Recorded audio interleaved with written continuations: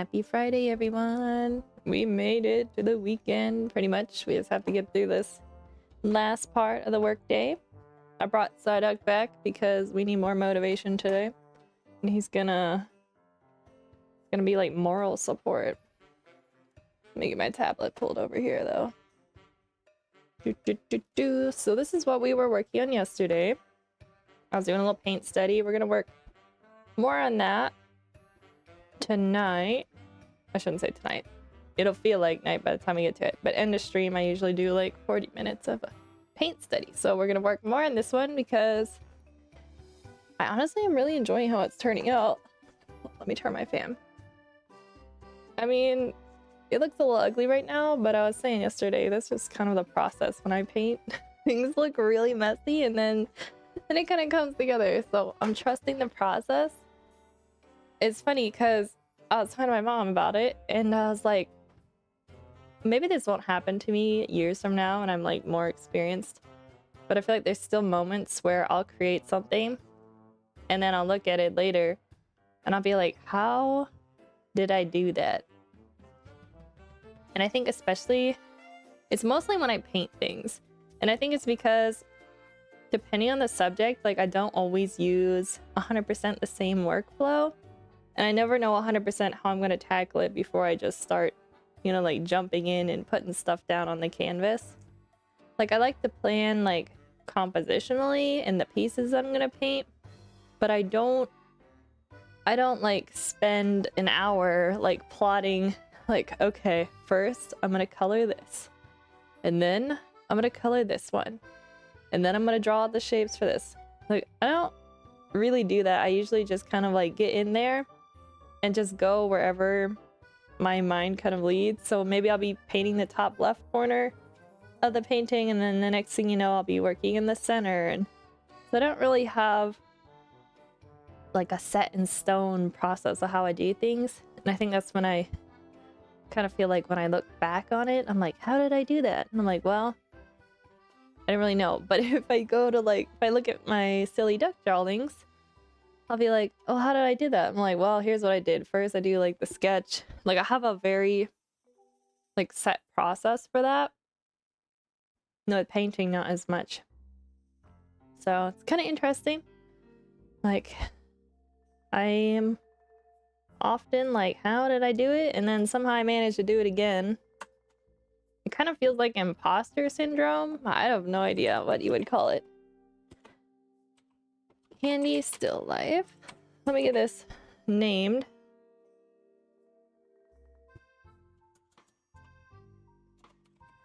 Oh, being dyslexic is not easy. I can tell you guys that. Okay. Let's do some warm-ups. Let me pull up Pinterest.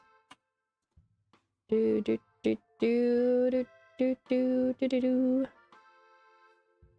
Alrighty, Pinterest, here we go.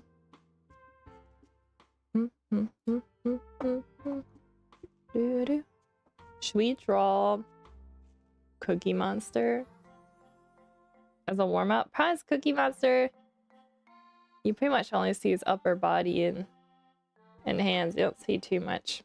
Might not be good enough for practice, you know.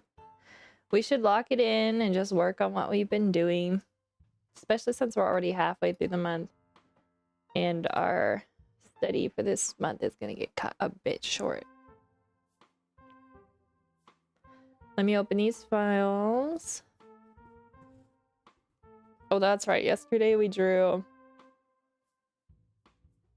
some characters. Oh, wait, what's this? What was yesterday? The 19th? Here's what we drew yesterday. We have this magnificent rat. And we have a really terrible penguin. And an interesting cow. I'm not starting as late as yesterday, so maybe we can fit in 30-minute warm-up. That would be kind of nice to have extra time. Alright. Where do we want to start? We want to start with some references. Let's do some more. Yesterday we didn't do too many like perspective type shots. Maybe this one. Let's see if I can find some good ones. Do do do do do do do do do. Perspective poses. I knew Pinterest would have something here. Oh, some of these are really hard. All right, that one. Which other one? This one. This one. And oh, this one's interesting. All right. Let's do it. How about we go until like 240? I think that'll be probably what we're gonna do. Let me change my brush. Might be nice to use. I used to use this brush all the time until I created my own brushes. Sometimes it's nice to go back. These were like some called dry media brushes. Adobe gives you them. Alright, we're gonna draw. I'm gonna draw the hips first.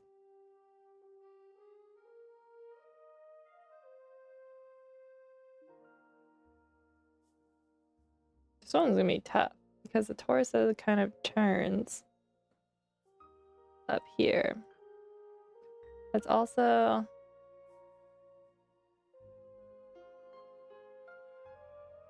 comes over at an angle.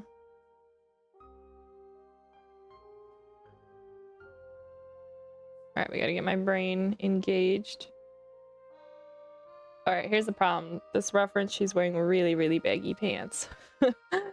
Can't really see the joints in there, so we're gonna have to use our imagination and knowledge of anatomy. So I think the leg's coming like this, perhaps. That's what we're gonna say it's doing.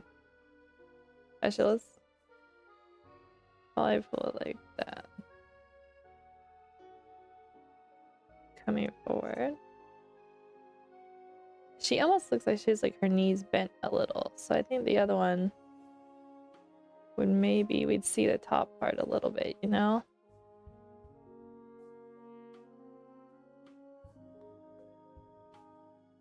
And show this knee follow along that line. This leg is kind of turned a little more like this. I'm gonna exaggerate this a little bit more than the reference.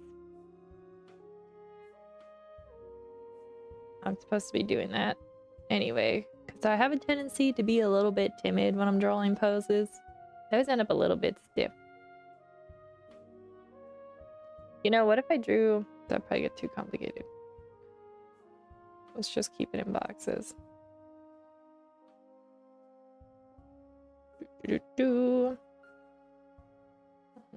Like that.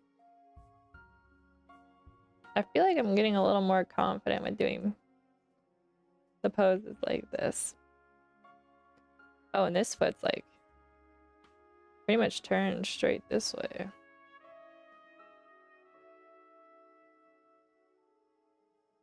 Rock foot. Okay. It's pretty tight perspective from up here. We're mostly seeing the legs. Okay, so we'd see the neck. And then we're getting like bottom of the head. Oh boy.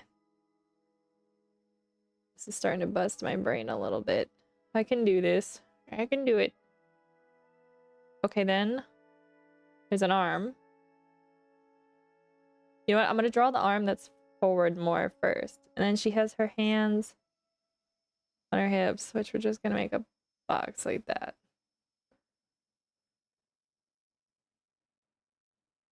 Actually, it's turned angled downwards.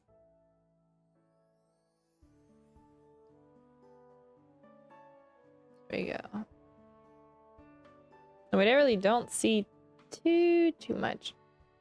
This arm, we're gonna see a lot more because the shoulder kind of is like coming forward more.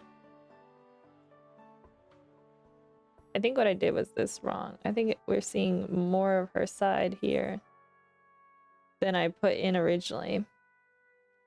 Okay, so we got another hand here.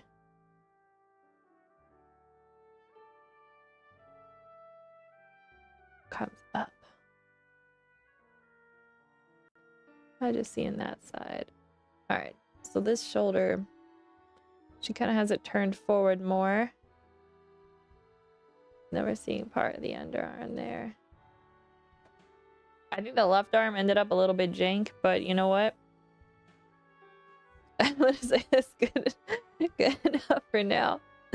We're still warming up, but I don't want to get stuck on one pose, you know? I'm gonna save this one though, so we can draw it again sometime.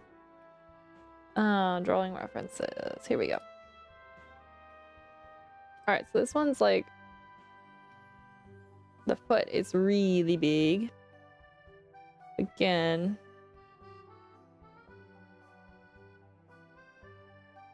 This person's kind of like walking away from the camera.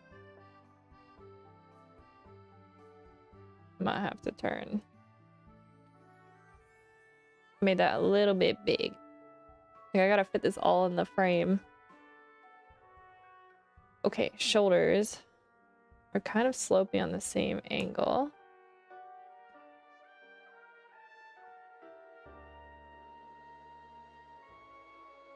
And we're seeing some of the side there again. Do. Alright, now this is gonna be tough. This is really... because the foot is the same length as the legs. The perspectives that what's the word I'm looking for? Like warped, I guess. You know how like when like my hand is technically not bigger than my head, but if I put it closer to the camera, it looks bigger. So we got like that kind of thing going on. I'm trying to get this. Actually, I feel like the legs turn more like that. Maybe, you know what I could do is draw the beginning and the ends of the cube and then connect them. You know, maybe that might help me get a better idea. So I'm gonna have a joint in there. The legs kind of like coming in an angle. But I think we would see the calf here is longer. Okay, then we get the foot, which is actually covering some of that section. Just gonna make it a cube. All right, not terrible. I'm not 100% satisfied with that one, but live and learn. As long as we're learning, we're winning. I think we would see... we're gonna see the underside of this joint.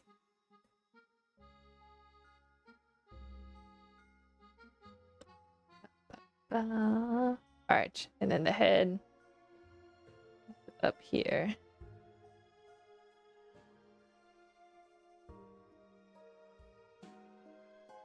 I'm gonna put an angle like that. Alright, so let's think about these arms. They're just kind of like hanging downwards. It's not just walking really casual. Not really doing anything with his arms.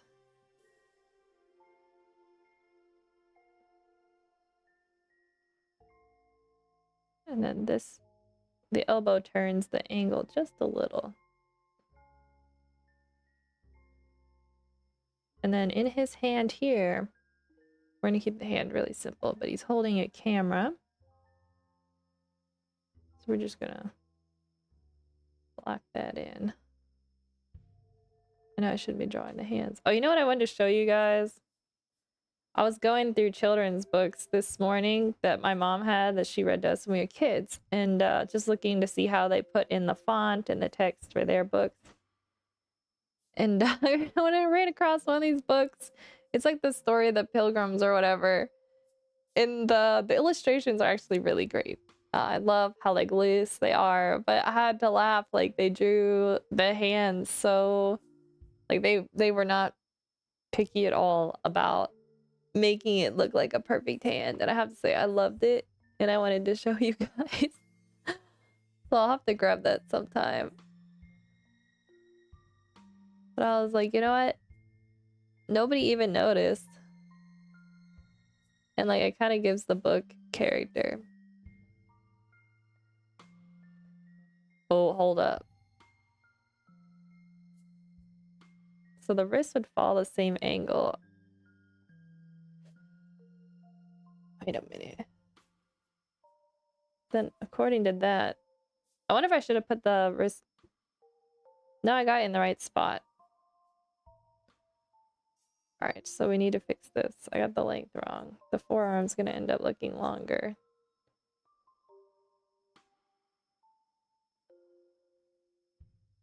And then this hand's just kind of hanging to the side.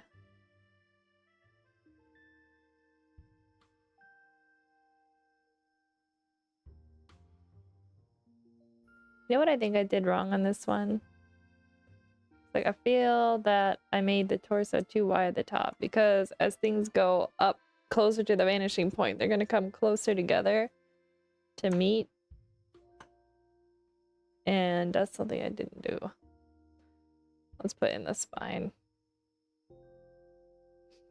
All right. We got 2 done. Let's do another one.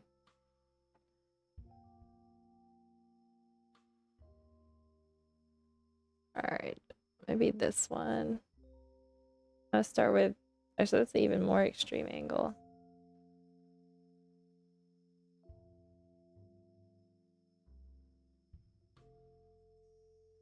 I'm gonna start bending the boxes a little bit more. I think if I can make them have a little more, I don't know, a little bit of motion to it, it's not gonna feel as stiff.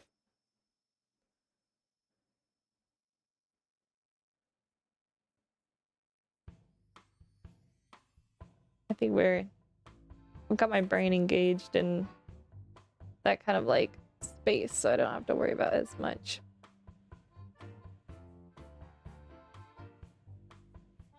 Do do do do do do.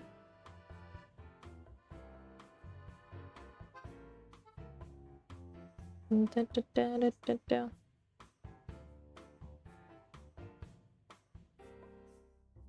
Do do do do do do do.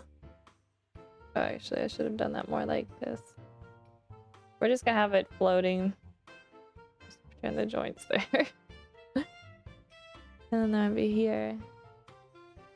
Dun, dun, dun, dun, dun, dun, dun. Kind of like jumping in the air, like yippee.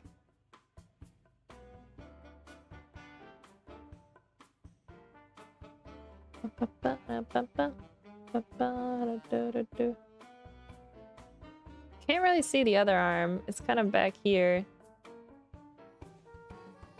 Just doing its thing. Because then this leg, you know, maybe I need to be putting in center lines. That might be helpful.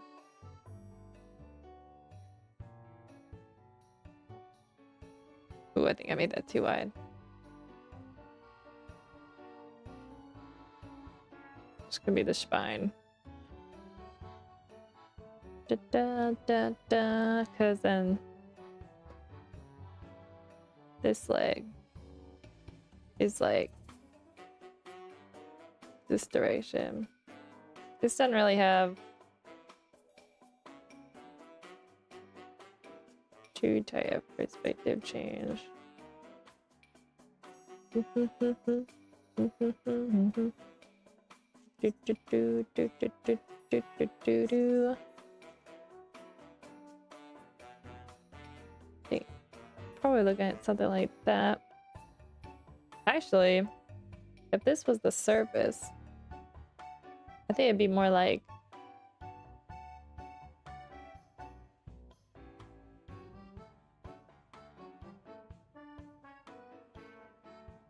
but I do think this actually needs to come out. Just put in the joint. Joint down there.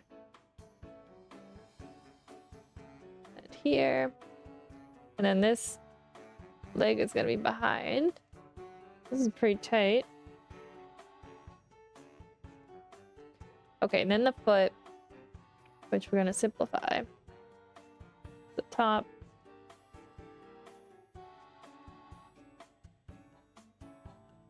Let's add this other leg in. Do do do do. Do do do do do do do do. Ba ba ba ba ba da da da.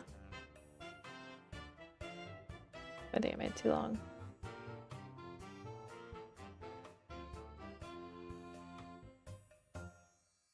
That's pretty good. I guess we could probably see, since we're seeing through the joints, we could see a little bit. These are actually really addicting to draw.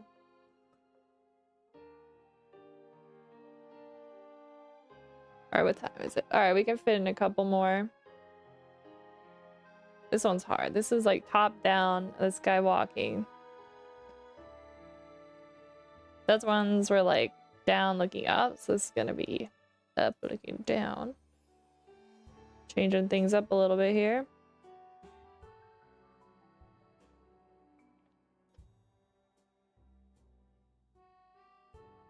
Do do do do do.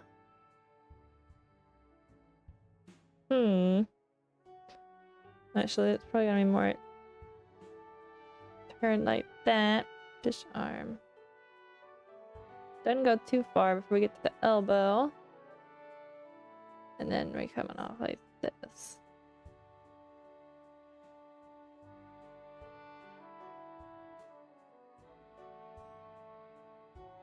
Joint here. So he's kind of holding like a, it looks like a really large book. So we can't really see what's happening with the other arm. So we may just add the book in. That's a pretty tight angle there. Okay, and then the one leg is coming forward. It's gonna be hard. We got this, guys. Alright, let's do that leg and then we'll deal with the other one, because the other one I can't see too well. Might make it a little bit more difficult. It's kind of going like this, but we're seeing the inside here. And a joint. And then the other end of the leg. Get this angle right. This doesn't feel... Not sure if this feels really like we're looking down. It's because I don't have the head in. Let's put the top of the head. Top of the head. And we're seeing the front plane of the head. And a little bit of the side there.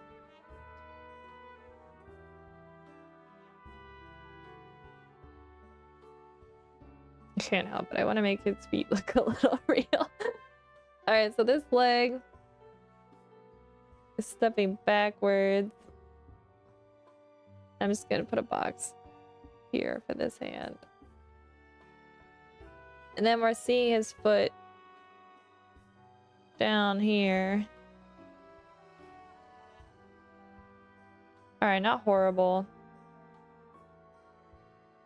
I feel like I didn't do this arm quite how I wanted it to be. I think it would be maybe turned if it was a Roblox character, so to speak. Maybe something like that. This one's not a win. That's just a sign that we need to practice more.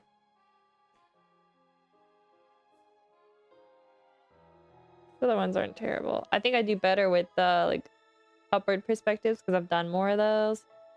Where we're like facing down. I have a lot harder time. Let's find another one similar to that, but a little bit different to do our last one. Because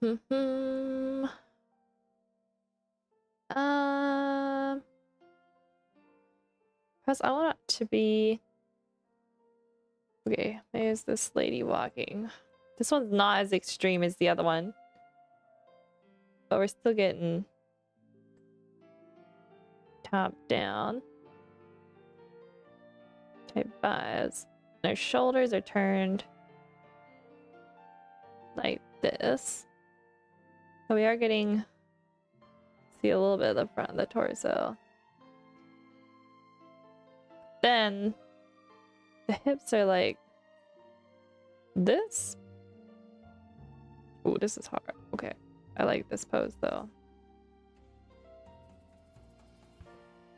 Actually, I don't think the arm's sticking out quite as much as I was putting it there. Be a bit more like that.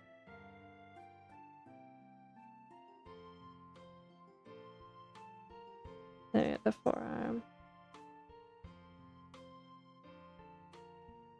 Alright, according to the angles, that position is correct. Then our hands here. And just indicate the thumb a little. Don't really see the other hand too much. It's just kind of over here. Alright, so this leg is coming forward. But the other one's going back. And it's kind of turned a little bit. That knee aligns. Oh boy, I think I made this arm too long. Let's just shrink this down a little bit. Because according to there, that would put the knee here. Let's see how it looks. I may need to shorten that arm more.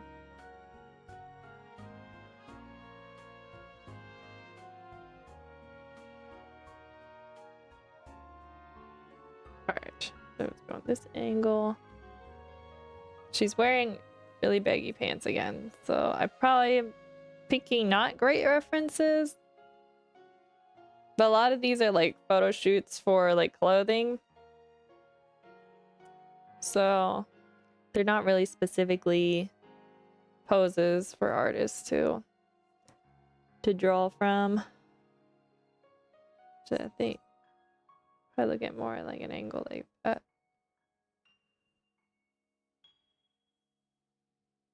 And then you can't really see her feet. We're just going to use our imagination. I think we see a little bit of the back of the foot. She's in heels, so we're going to do our best to do that.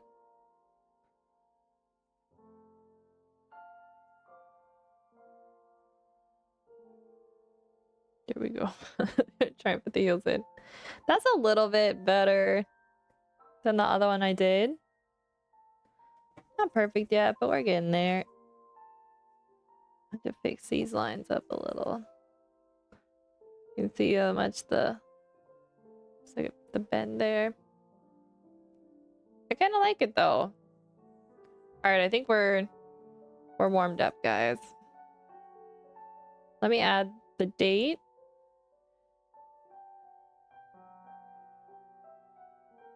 You know, I was writing the date yesterday, and you'd think I wouldn't have to look to write the date today, but I do have to look. Before I start stream, I'm like, normally I'm like, yeah, happy whatever the day is. Because any day is a good day, right? It's a good day. I have a fortune cookie that I opened and it said I have it somewhere. It says any day above ground is a good day. That's when I say, you know, like happy Monday or happy Tuesday, whatever, any day. I'm always kind of thinking of that quote. Like, well, it's a good day. Any day above ground is a good day. All right, we got those saved. I'm having a lot of fun doing these, actually. I feel like this is a good workout. It might be interesting to try doing them like as cylinders. I don't know. We may try that at some point. So we gotta figure out, guys. What did I have set today as our... What is our today's agenda? I'm trying to remember what I had written. I know I wanted to work... Oh, we gotta work on the Reggie board. That's what we gotta do. Let me close Pinterest. We don't need Photoshop. Yeah, we exported everything. I was supposed to do that this morning, where I was supposed to check the files and see why they didn't export well, but I forgot to do that. So we're gonna do that on stream. We're gonna problem solve Blender. Hopefully just closing it and restarting it. Oh, actually we did that yesterday already. I don't know what we're gonna do, guys. We're gonna take it one step at a time. Bum bum bum bum bum. Do do do do do do do do. Loading. According to my PC, it is National Muffin Day. So happy National Muffin Day, everybody. Have a muffin. Do do do do do do do do. We don't usually like make muffins, but we used to go to, like, when I was a kid, we used to go to BJ's, and they had like, you could get like, I think it was like 12 muffins, and they were really big and they were so good. And they had like so there was like a blueberry one, there was an all chocolate one, my favorite, and it had little mini chocolate chips in it. And then I think there was just like a plain with sugar on it. But yeah, they were so good because they'd put like, you know, that like extra like chunky sugar on top, and it like cooks down into it, and so you get like that crunchy top and then the moist like muffin. Those were the best. Like those muffins were where it was at.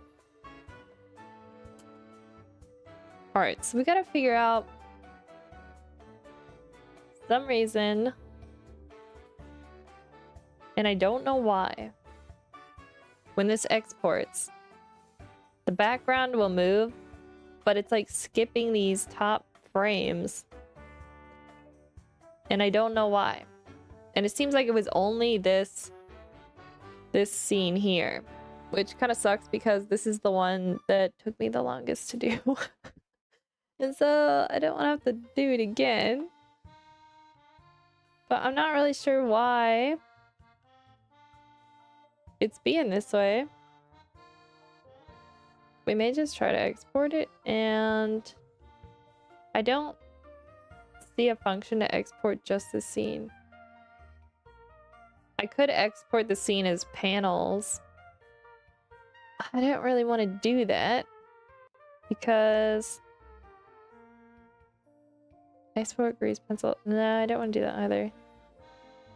Because then I would have to, I think I can do it in Premiere Pro. I've done it before, where you can put all your images in, but I don't remember exactly how to do it, and so I really don't feel like spending the time relearning how to do it. So I think maybe what we'll do, try re-rendering out these scenes, see if it fixed the problem. If it didn't, I'm gonna try and open the copy of this file and try rendering that one. And then if that doesn't work, I had a theory where I could just screen capture this shot playing out in Blender and then just put that in. I know it's gonna be a little bit scuffed, but I really don't know how to fix it any other way. So let's just try rendering this thing. I guess it's not because I don't have anything hidden.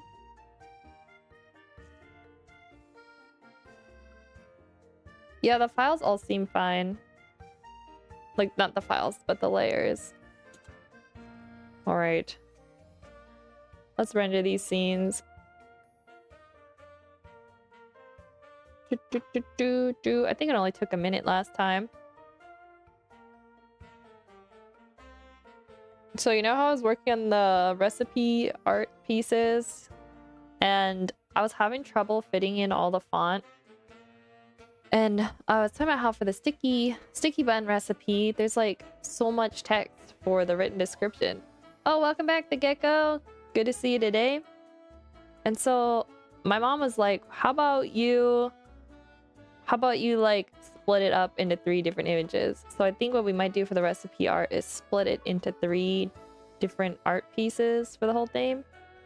Just because that one recipe, it's gonna take a lot more space than the other one. But yeah, so there's that. We are now trying to re-export these files. In case you're wondering what we're doing, Gecko. When I exported them the first time, for some reason the frames weren't like lining up. Like the background frames exported, but the couple frames of the penguin just did not. And so when it plays, it's like kind of weird. And so we're re-exporting and praying that it works. So we're just staring at a loading screen for a while.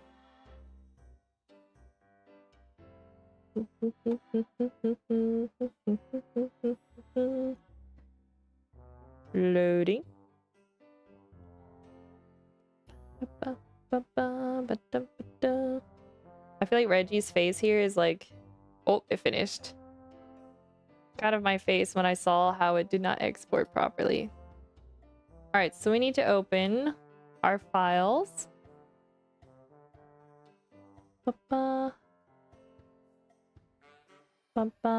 Okay, no problem. Thank you for your patience, Gecko. How are you doing this fine day? We made it to Friday. Are you happy for the weekend to be tomorrow? I feel like it's been a long week for me. I don't know about you. Let's see. Work files.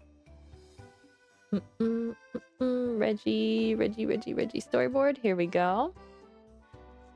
Exports. Animatic. It's scene 3. This is scene 2. No, it's 2. Scene 2. Okay, cool. 1, 2. Alright, I'm watching it. What do you guys think? It should play through. The part's coming up. Wait for it. It's when it does this pan out. It did it again. Why?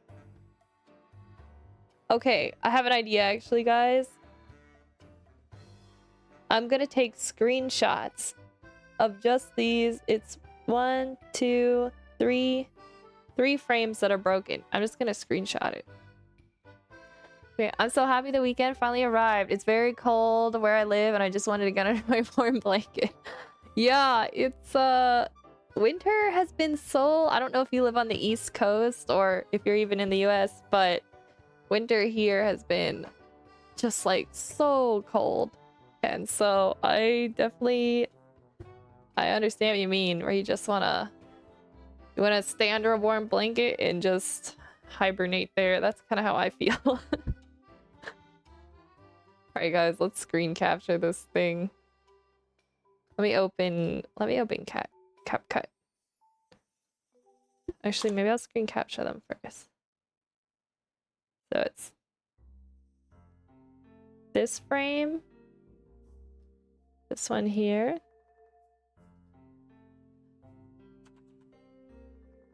the key is gonna be lining up perfectly so the frames aren't jittering around. Okay, there we go. Okay, we got one. Let me save it. Downloads. I think I need this under the Reggie. I'm just gonna call it missing frame. Missing frame 1. Oh, you live in Germany? I heard that's been a tough winter for you guys in the US. I hope it's okay by now.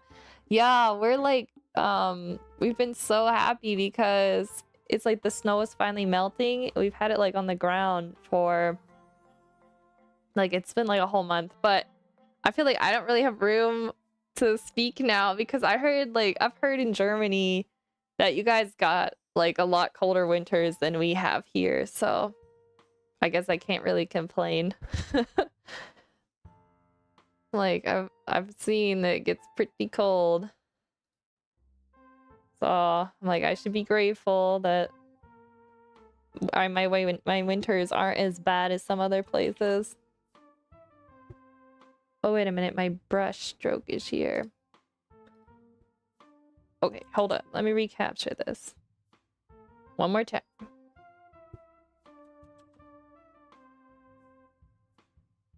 Bum, bum, bum, bum.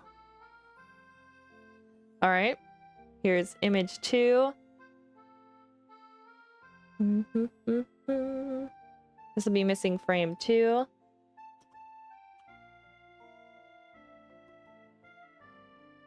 Alrighty. And I think this is the last one that's missing. Hopefully I'm exporting these large enough.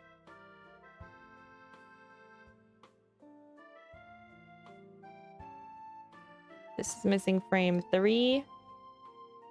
All right, let's put these over in our video editing program and see if this is gonna be the problem solver we were looking for.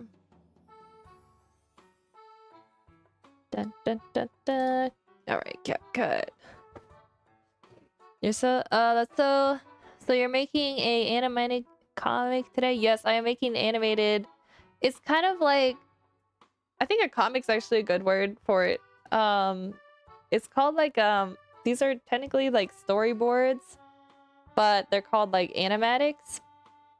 And so they're not like fully polished animations. They're kind of what like an animator would use as a guideline. And so I am just kind of like doing very rough, very rough animations to kind of like tell this story. So it's like a moving storyboard sequence, I guess would kind of be what you could call it. But they usually just call it like a storyboard animatic. And we had trouble rendering out some scenes yesterday, so that's what we're trying to problem solve today. So we're not doing too much drawing. We're just doing a whole lot of trying to fix things that are broken. All right, let me move these. Let me open the files. Here we go. All right, so we need these in here. All right, now we need to go to the part where it broke. Frames. Where is the camera? Pulls out. Actually, this one's fine. It may have just been 2 frames. So this one. No, I don't think it's that. It's this one. I just need to make sure that these sequence hits exactly when the frame changes right there. And now how long does the frame go? Looks like it goes until this scene here. So then we need a new image. All right, we might have to export one more.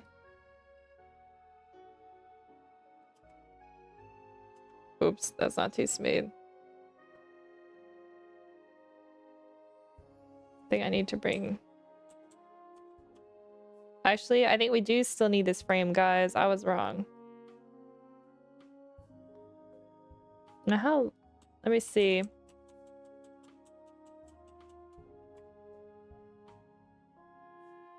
This frame, this frame. I don't know why, but this is killing my brain cells. Trying to get this to work. Alright, let's play it back.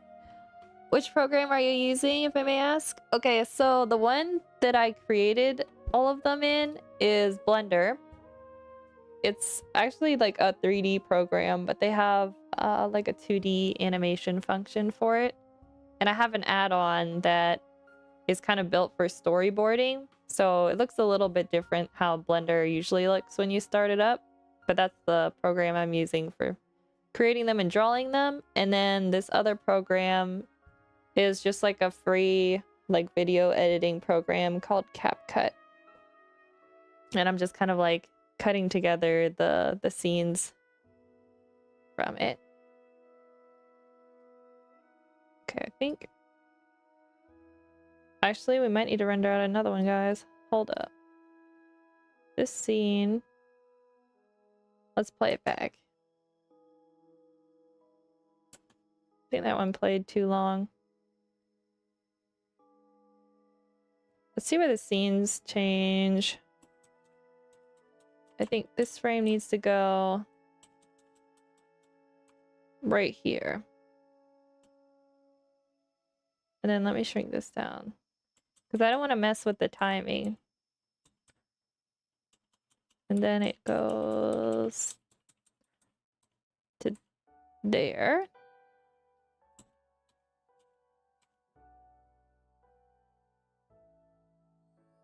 Okay, hold up. We need to, yeah, we need to take another screen capture. All right, let me go. Let me get the blender.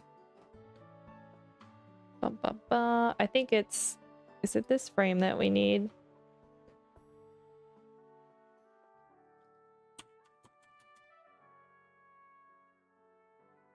Maybe I just need to bring this forward more. Oh, actually, we may not need another one. Okay, this frame. There.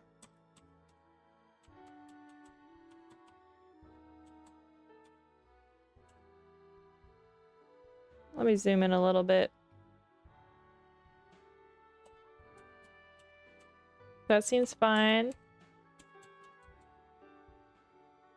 Did this even change? Oh wait, these are the same image. No wonder. I think we only needed 2, actually. It wasn't the 3 that broke. Let's run it back. Camera pan out. Okay, the pacing got a little bit weird. It feels like it's playing too long. Do.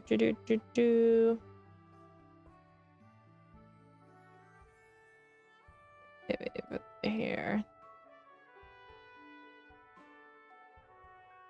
Oh, that's the timing I had on the other one, actually. I don't know why it's being that way. Let me just turn it invisible. Yeah, that's when it would have changed. Okay. We're just gonna leave it for now. Let's take a look at the rest of the... Let's take a look at the rest going on here. Let's make sure nothing else is broken. Seems like a good program, easy to use. It is. Blender's a little more complicated, but this video editing program is like super simple, which is why I love it, because sometimes I don't need a whole bunch of features. I just need like simple, cut it together, maybe add some transitions, and that's good enough, you know? All right, we're gonna run it back, see how it feels.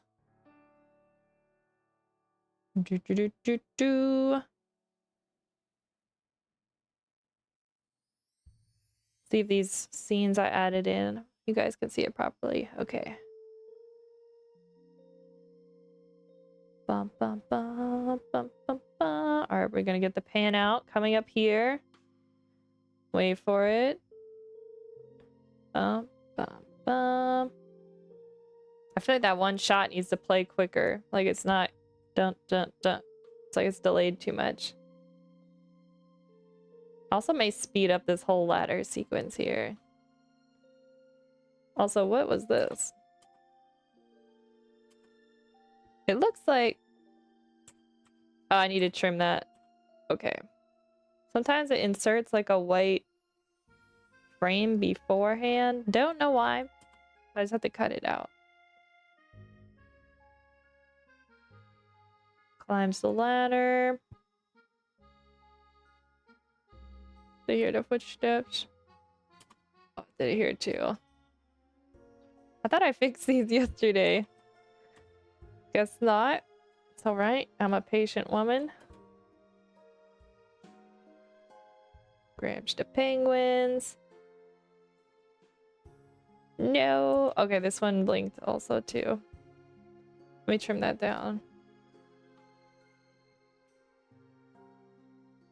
Really love to be able to have this done today.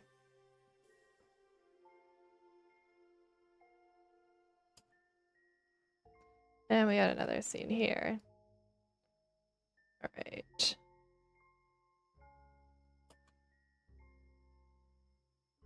We have this little transition. Then it fades to black. Actually, I like that transition better today. Get the pan out. Uh-oh. Wishes a hand. Reggie gets grabbed. Oh no. Dun dun dun. And then that's it for this sequence. Alright, so we gotta fix the timing up here. And then I think we're gonna call it on this because we got it. We got everything worked out. I'm just gonna trim off like probably that much.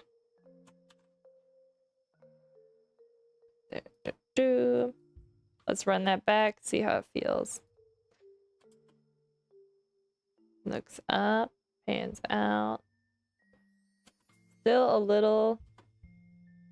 I think this frame is a little too long. Which means we might need to cut. We need to trim this down a little. And then trim this.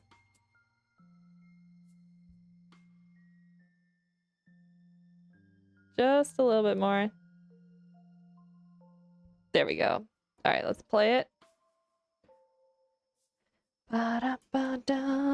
It's gotta feel right, you know? Yep, that felt better. What do you guys think? Think we got that one trimmed right? It's matching the timing on the other ones. I kind of want... I think I'm gonna speed this whole sequence up, guys. Maybe just by like 0.10%. Let's see how that feels.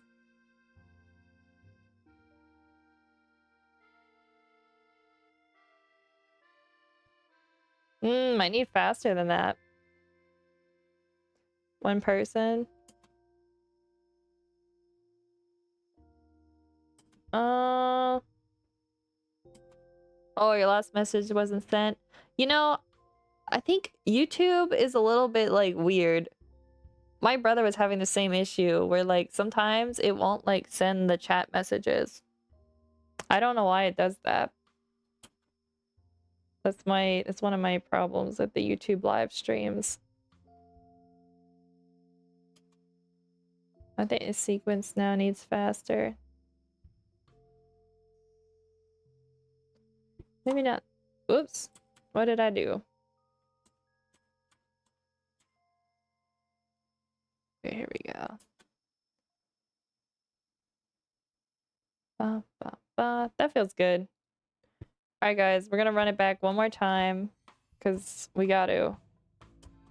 And then we're gonna move on to the next project, which I don't know 100% what we're gonna be doing yet. But we're gonna be doing something.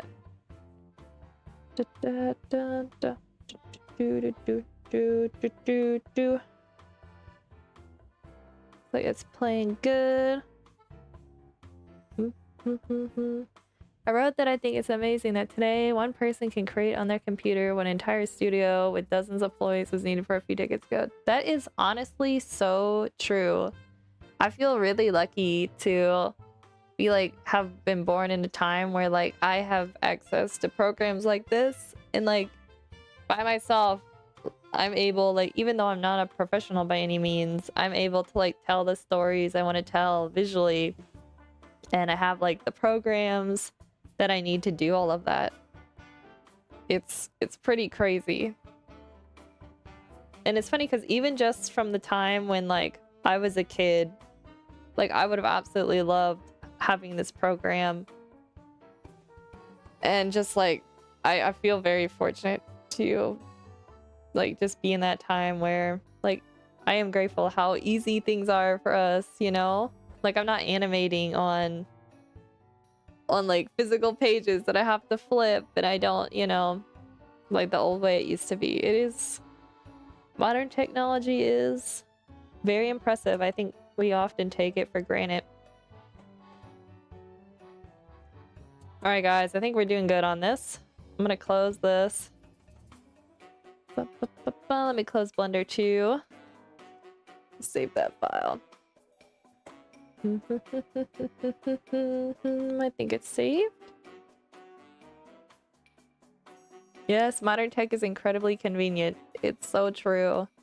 I would say this too, like when we were younger, like playing games, you know, like we were talking the other day, I was talking with my siblings, how we used to have to put in like multiple like CDs, depending on like the expansion of the game you wanted to like load them all in. And now it's just like, we have like millions of games just on our phone that are like 10 times better the quality than like those games we were playing on our old PCs.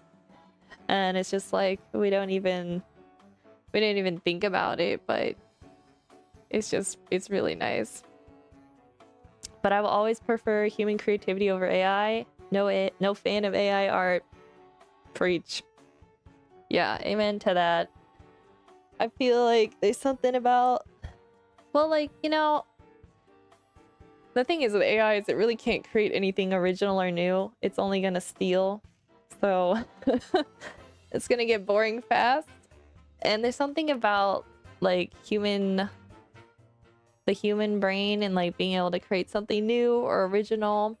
And then there's also like the piece, like I feel too, is like, I'd say like 50% of the reason why I like artists I like is because I'm curious about the artist themselves as well. Like what makes them want to create art and like what's their story. So I kind of feel like I feel like a lot of reasons people watch films by like certain directors is they like the way they think, they like the way they, you know, they tell stories.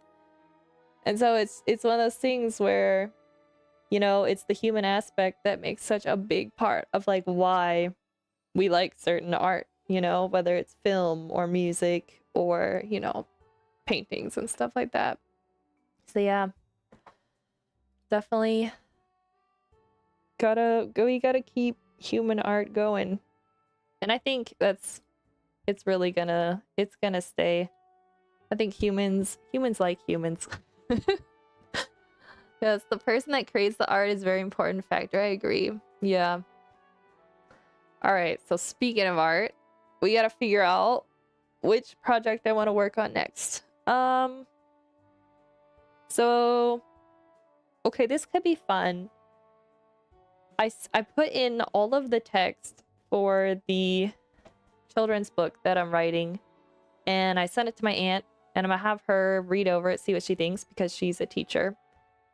But in the meantime, we could start working on the colored part of the illustrations, which we need to do. I can't get too like set in what it's gonna look like just yet, because I might still be moving some of the characters and the font as well. But I think we could get some good like color thumbnails and just kind of work on finding a color palette that we want to use, as well as just kind of like choosing maybe the brushes we want to use as well. So maybe we can do that. I just need to, we're gonna have to pull up a lot of files. Let's get these going. Let's get Photoshop just to start. That takes a bit. It takes a minute for it to load. I need to upgrade my PC. I'll do it at some point. It's one of those things you keep putting off, you know?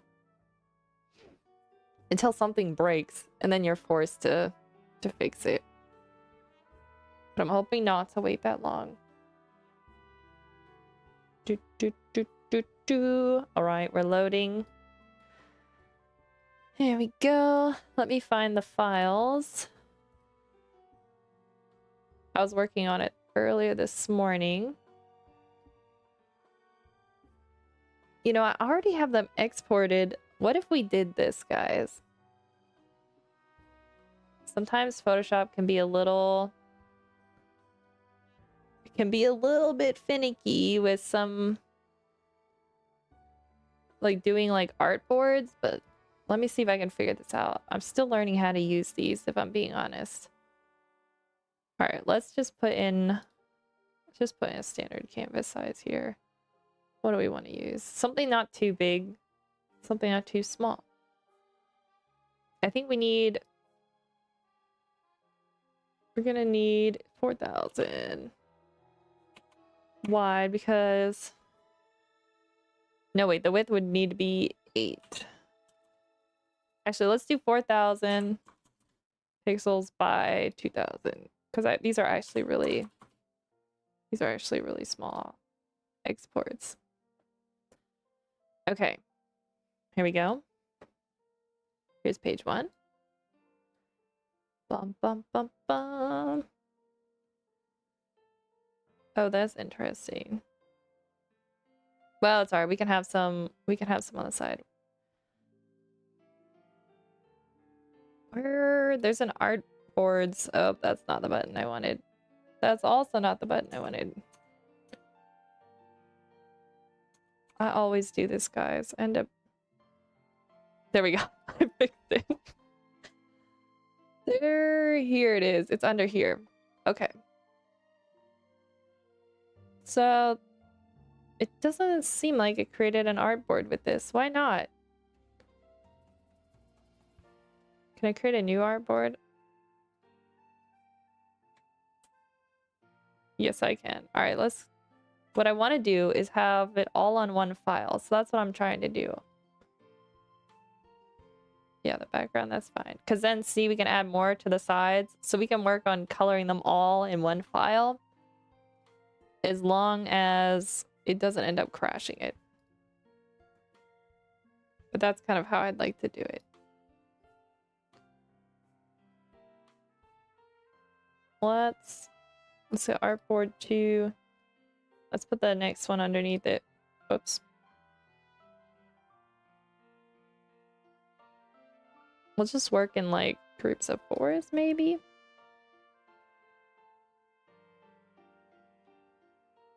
Add another one in here. This page. Okay, so here's what I think I'm gonna do. We can start with these. It's a good start. I can use my brushes. I made some of my own brushes, so I'm gonna try and use those. And what we can do, watch this. So we can color over it, but if I change the blending mode, the line work should show through. Do you want to use pin light? I don't want it to change it too much. Maybe multiply. This is color burn. Let's try some other shades and make sure they're... Yeah, I think we could get away with doing this. Just to kind of play around. Alright, this is gonna be fun. This is something I've been meaning to do, so... I'm finally doing it. What you got into? Drawing and painting? Yeah, this is a children's book I'm illustrating and writing. And I want to kind of just like work out how I want to like color this and like what the color palette and theme is going to be for the whole book, so it's cohesive and it just like all looks nice together. So we're going to work on like very loosely coloring these in just to kind of get an idea and try and figure out how we want to do it. So kind of like painting, kind of like coloring. It's probably going to feel a little bit like working with a coloring book, but I think it'd be kind of fun to do this. So I'm thinking... I think I want this back wall to be kind of like a light tan.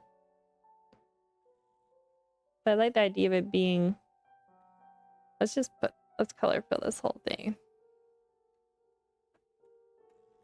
So this is like the left, each page here is the left and right side I had to export them like this because when you send them to be printed, they print the whole sheet and then it ends up getting split. I meant when and why did you start becoming... Oh my gosh, I'm sorry. When and why? So when, that was probably, I think I started like 2018, 2019. And so I was 18 or 19 years old then. And I wasn't like super serious, but my younger sister was into like drawing and painting, and she had taken some classes, and we used to watch some Bob Ross episodes. And so we kind of like, we were like, oh, let's try doing some Bob Ross paintings together. And so we did one, and it was really, really fun. And I was like, oh, this isn't as hard as, you know, I was thinking it was gonna be. Which is kind of a joke because art is still really hard, but I never thought that I could, you know, paint or draw. Like, my siblings never wanted me to color in the coloring books they had because I couldn't color in the lines. So I never felt like super like artistic. But once I did like the Bob Ross painting, I kind of like got curious about it. So I started doing like acrylic painting. And then I was, at that time, I was into reading like manga and like watching anime. And so I wanted to make like fan art of my favorite characters because my sister was doing that as well. And so I kind of started where I was doing some painting for landscapes and stuff like that. And then I would do like pencil sketches of like manga and anime characters that I really liked. And then I wanted to get into watercolors and oils. So when I was about like 20, 21 years old, I started taking some art classes at like a local like art school place that did it. And after that, I was just like really getting like deep into it. I wanted to figure out like how to be able to like draw and paint and like be able to capture any scene from either a reference or like in my mind. And so, you know, I just ended up down a rabbit hole where I was learning anatomy because I wanted to draw like anime characters. And then I was learning color theory and how to paint better through my art classes, as well as just using YouTube to teach myself. And then 2022, we had a friend and he was working for this company and he was like, hey, we need some storyboards for like character introductions for their game. And I was like, I don't know how to storyboard. But he's like, well, we don't have anybody, like I just really need them quick. And I was like, well, I'll try my best. I can't promise anything. So I made some really terrible storyboards for him. And after that, I was like, hey, that was kind of fun. Like, I didn't even know what storyboarding was. And so I was like, okay, cool. What's storyboarding? And so I kind of like deep dived into that. And I was like, this might be a fun career path. Like, it combines like my love for film and drawing. And so I started studying that. And then I found there was an online mentorship program that I could take for a whole year that was all on storyboarding. And so I took that mentorship, and the year after that, after I had learned like a ton more about storyboarding and cinematography and whatnot, I just kind of spent like a year building my portfolio. And so that would have been 2023. No, 2024. Yeah. And so then last year, I had kind of like pretty much assembled my portfolio. And in the past year and into this year, I've been kind of working on passion projects along with trying to like apply for jobs. So in the process of either looking for a job while I do some freelance work, either in graphic design or whatever I can pick up. And then, you know, trying to keep my skills sharp and keep learning.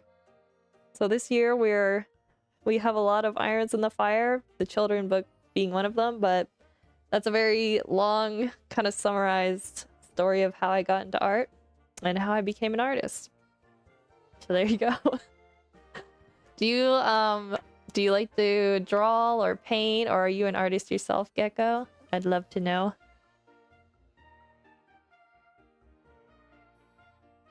All right, let's put in some grass.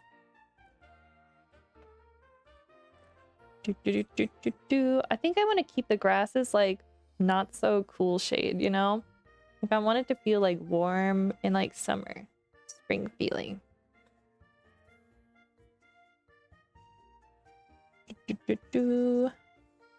Let me grab a softer eraser. I think I wanna blend this a little bit.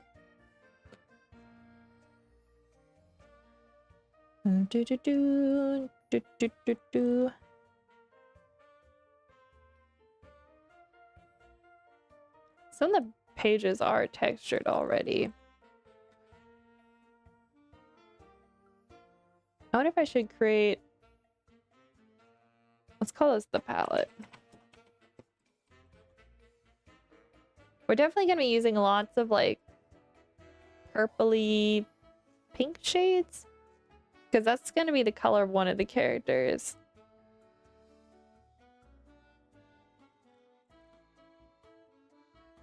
Oops, I need to make that color burn there. There we go. Almost the color of like Barney.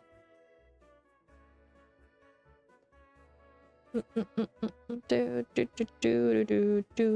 looks good.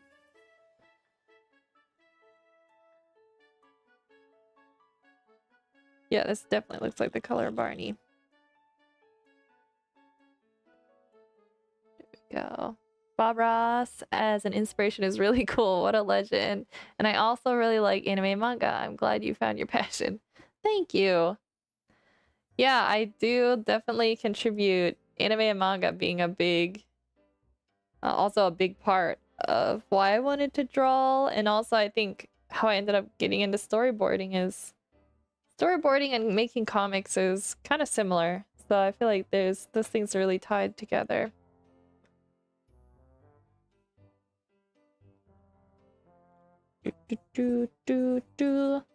Maybe what color?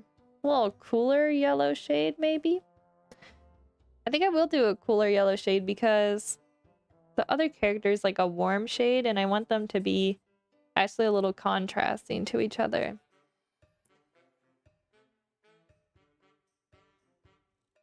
And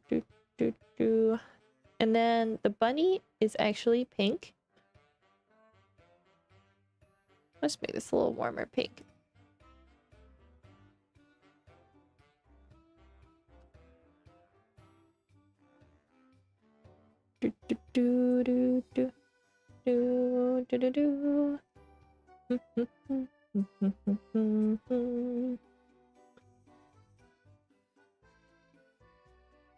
Right. I'm an artist too, yes, but a musician. Oh, let's go! I'm fascinated by the visual arts, but I've never gotten into it as much as I did with music. I'm about to change that now. Oh, that's so fun! Do you play an instrument or are you like a composer? What do you like to do? Or you could do a little bit of both. Nothing's wrong with that. Okay, pink. I feel like this pink is too similar to... There we go. Let's go a softer color.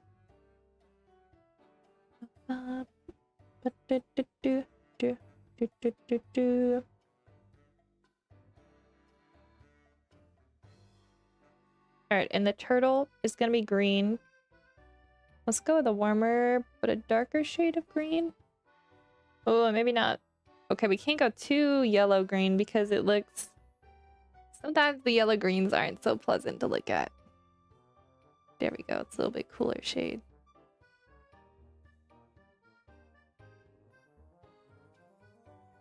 And the floor... What color do we want to make the floor? This color... Color burn? Yes, that's what we're using. We're gonna do... Oops. Opened a window. There we go.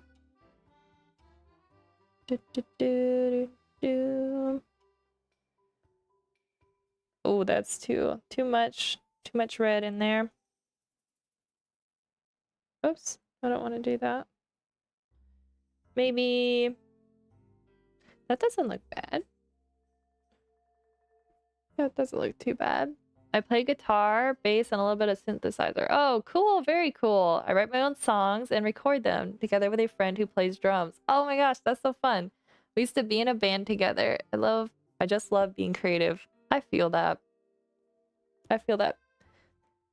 Well, that's really cool. I feel like it'd be fun.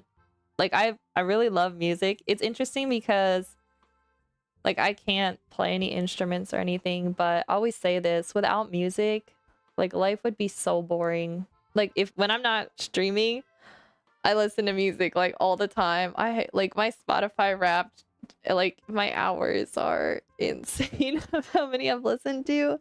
I just cannot function without music. So as an artist, I just want to say I really appreciate musicians. They're out there doing God's work. I feel like music's so important in life, you know, in film, and like no matter like if you go to a store, like there's always music playing. Like music is such a big part of I think everybody's lives, and we don't even realize it sometimes. Do do do do do do do do. All right, I like this brown. I think we want to make these are like, let's go a little cooler and darker for this kind of like it's like a backboard here that covers halfway up the wall. I want this scene to seem like warm and friendly. It's gotta have like cozy vibes, you know?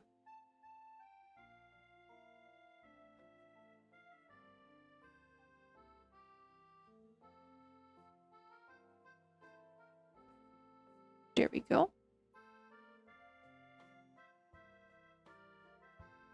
Might be a little bit dark, but this is just a guide for us. Mozart once said that without music, everything would be nothing. I kind of live by that. Yeah, I agree with you. I agree with you. Yeah, music. I could not live without music. Music is life. Now you said you're getting into art. Is there any particular reason you want to start getting into art? Is there like a specific medium that you really like? Maybe like watercolors or oils? I would love to know. All right, let's make these tables darker. I think it might be nice to add a little contrast in here. I like how the texture's coming through with these. It kind of feels like I'm doing like a coloring book, actually. This scene's the hardest because it has the most... Oh, it doesn't look too bad. It has the most color fills. Most of the other scenes are kind of like the edges of the book will be like faded out.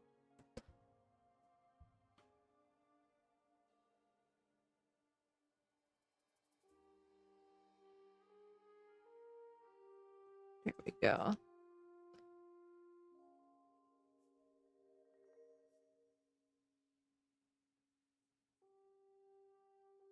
Alrighty. That's kind of looking good. I think I need to color this shelf back here. I would like to start out learning to draw faces and figures. That's a good place to start, and maybe animate them like you do. And then one day, maybe oil paintings. But from what I've heard, that's the top league of painting. Oh.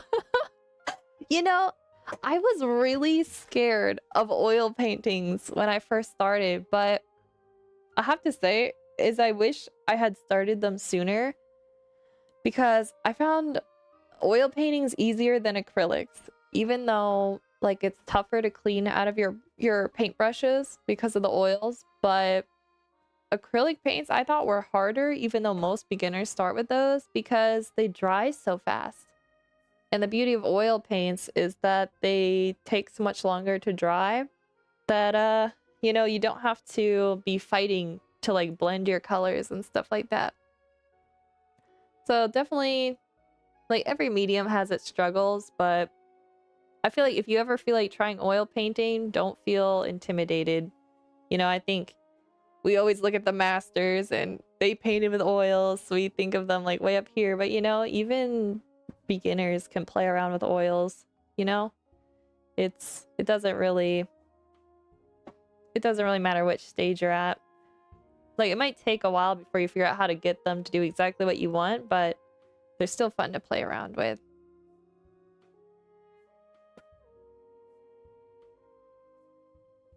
Okay, let me color this in here. Actually, I'm gonna make the wall darker. That's good advice, thank you. Yeah, I hope that you're able to pick up whatever medium you want and give it a try. There's really no wrong place to start. I think there's a lot of like, if you end up like on YouTube, it can be a rabbit hole where people are all telling you how to start and like what you need to be learning. But I think what I don't regret is that when I started learning, I just started doing whatever I wanted to do.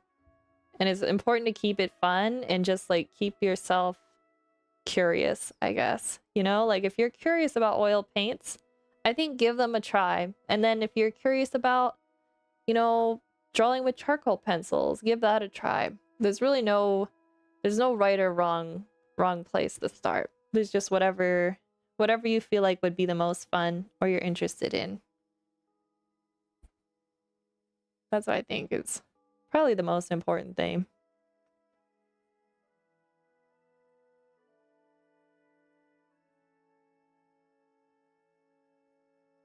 All right, this isn't bad. I kind of had the idea to have like light streaming through this one window. So it would kind of come in like that a little bit. It's kind of hard to get light. If I did a light layer. Oh, that's a bit much. But I feel like it's conveying kind of what I'm hoping for. Let me erase out of this. Because I really want the focus to be on these two characters. These other guys can be a little bit in the shade, you know? I'm also going to tone the paper a little bit.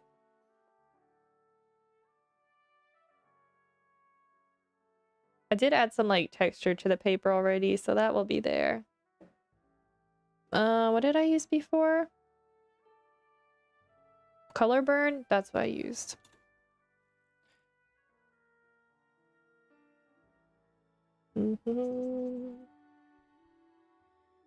Ooh, that's too much down here. Hold up. I want these greens to stay the shade they were. And let's color in this little guy over here.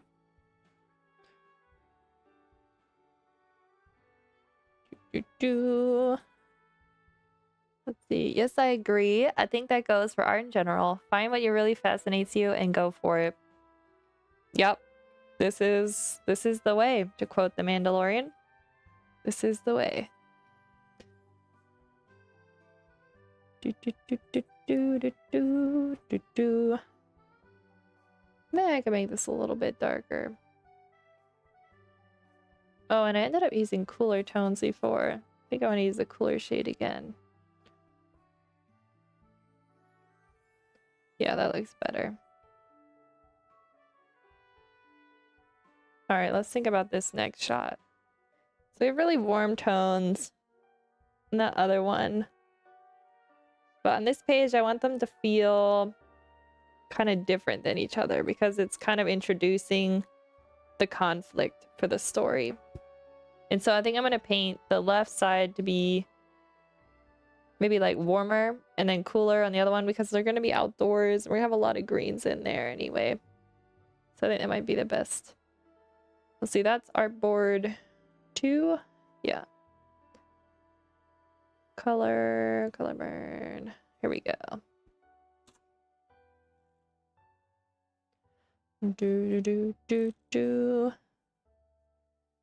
But I think I should probably keep it light and friendly still.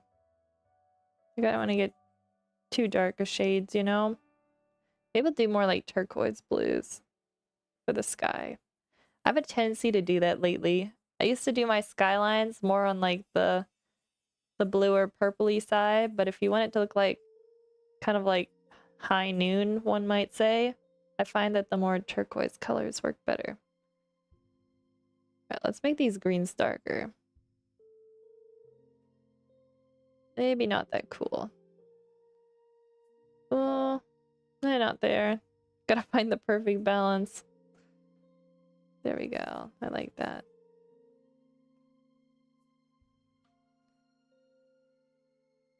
Alright, we might have to find another layer because it's not coloring the other ones. Alright, so we got the trees. I think the fence is gonna be... Let's do some grayish colors, but on the purpley side. Maybe like that. That way we have a little bit of harmony because we're gonna be using these purpley tones up on the other page. A fair amount. Okay, then let's go a little warmer as we come forward. A darker. Ooh, that's too much color. Haha, The Mandalorian is great. One of the better Star Wars series. And I really like Andor too. How about you? Okay, Andor. I absolutely love Andor. Like, it's one of... So I love The Mandalorian, right? But then Andor came out and it's just like... The storytelling, the cinematography, it's all just so amazing. And I love like the character development. I just really, really, really, really love Andor. Are they making season... Are they gonna make a season 3? Wait, how did season 2 end? I don't want to give any spoilers and I'm trying to remember. I don't think there will be a 3. Didn't season 2 end where it kind of like catches it up to Rogue One? I think that's what happened. But yeah, I absolutely love Andor. Alright, maybe we go with blues here. Like a blue-gray color. Maybe something like this. Let me erase that out. I'm gonna try something else. Let's do a new layer. We're gonna do... Let's try darken.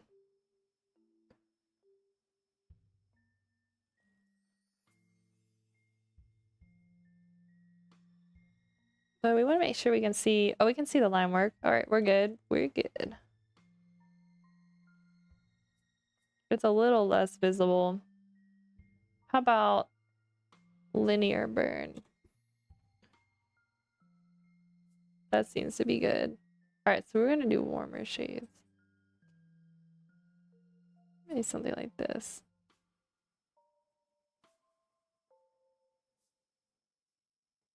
Need these colors for the jumps. Make sure you guys can see this properly.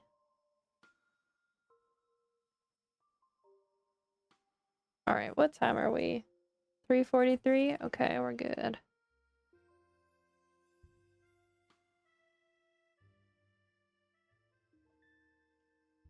I think we need to warm up the scene a little bit. It's feeling too dark. Let's do some warmer greens here.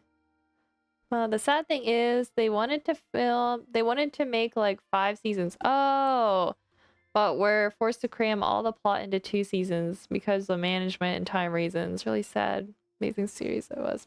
Yeah, okay, that kind of makes sense.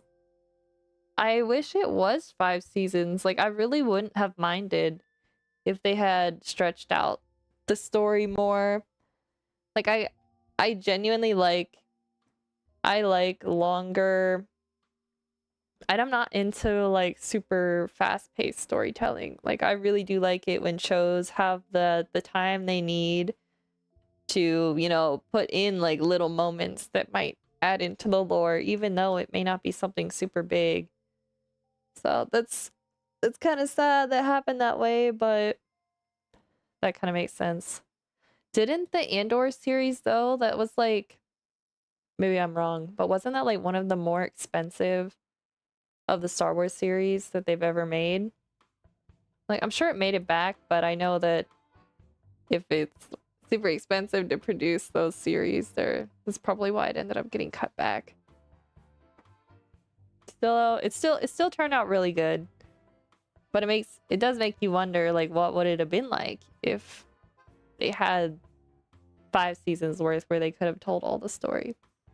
Like, what would have been added and how would it have felt, you know? The world may never know. Yes, as far as I know, it was very expensive to make and also difficult because of the complexity of it. Yeah, and it also felt like they did not cheap out. At least visually it seemed like. Like, it seemed like they put their all into it as much as they could with what they had. Alright, this kind of warms up the scene a little bit. Maybe we'll hit some sunlight in here. Oops. Can I saturate this a little bit? Ooh, that's too much. Gonna warm this up just a little bit more. I like the warm trees. Then I was using this layer. What color should we make the cement? Like, I want it to feel brighter than the jumps, but not too colorful, you know? Maybe do something like this.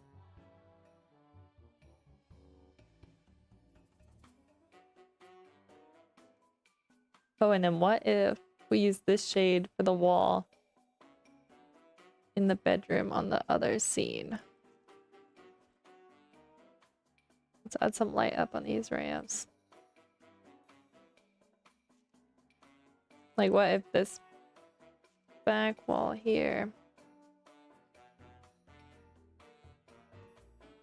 Do do do do do. Do do do do do do do. That might blend it together nicely. And then maybe we could make the carpet. What if we did this, guys? What if we make the carpet green? And make it cooler shade of green? Like a green blue. That's kind of nice. So we're almost getting like inverse. Like, the ground over here is this shade, but then the wall is that. And then we get a little switcheroo with the sky and the tree color kind of get mixed for the carpet. And don't hate that idea. I think it's looking good. All right, we want to use similar browns for the wood like we had in the classroom setting.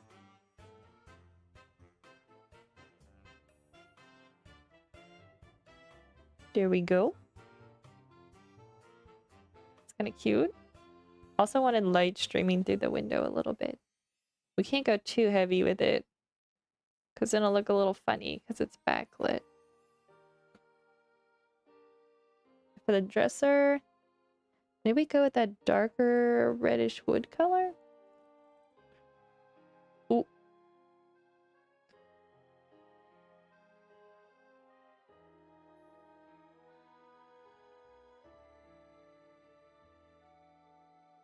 Here we go. Oh, I like that. That's cute. Oh, we have a lamp on, so that'll be a light source as well. Let's pull some of those warm light shades coming out here. There we go. Now I feel like Sammy would probably have... That's the name of this character. This is Sammy. Sammy's purple, so maybe they're gonna like purple shades. We kind of just reinforce that. But I think this yellow light here can reflect the color of the other character. So we're still getting that harmony in there. I think that's good. I don't want to get too crazy on colors. We might have to change the carpet, actually. Maybe I went too far with that. But we can always switch it up. Color burn. And for the floorboards, we're gonna do something very similar. That's a little too yellow. Let's go something more like... maybe like this. That seems good.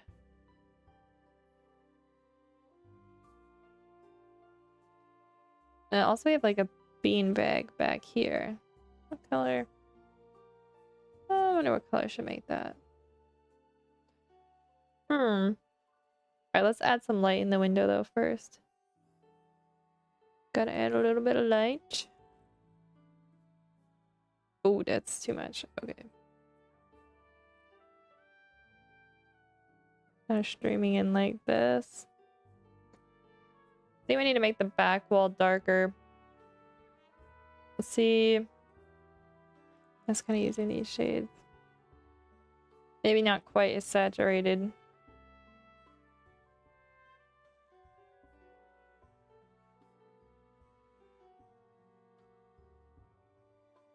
I think I just want that contrast so we can push the character forward a little bit more. Let's make it a little bit darker.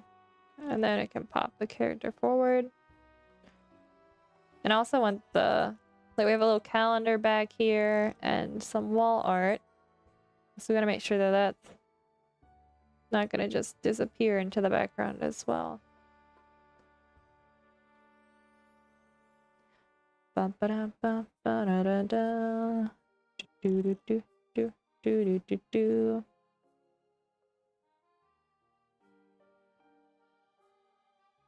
Okay. Not bad.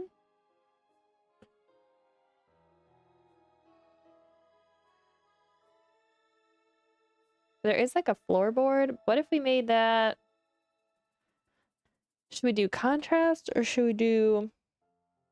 Let's make it a little darker. Made like that dark purpley shade there. Kind of a cool tone. Alright, what color should we fill in? So there's this little ducky here, a little duck plushie. That character. Though I could make it look like a rubber ducky. Oh, let's make it look like a rubber ducky because that yellow shade can match the little bird friend, which is on the other side of the page. So we're getting harmony there. And we'll make the beak orange. Cute. Okay, beanbag. What color? We can make it like a purplish shade too. But maybe a more like warmer pink. Because then we're gonna get... It'll be like threes. So we got the lampshade. We have this character. And then we get the beanbag that are all like kind of those colors. And then the wall kind of ties it in.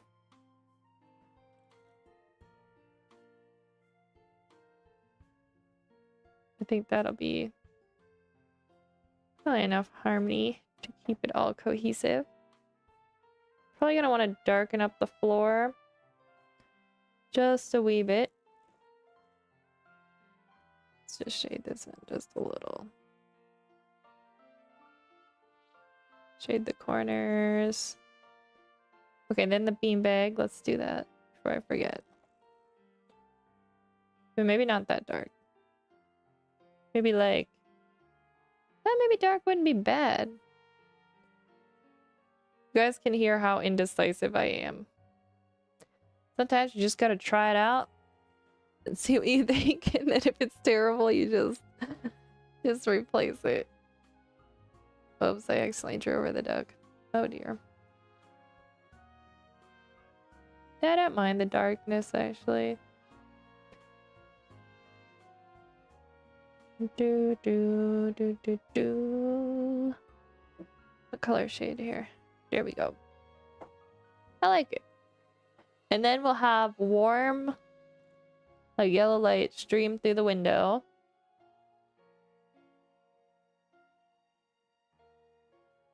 I like this. I like this.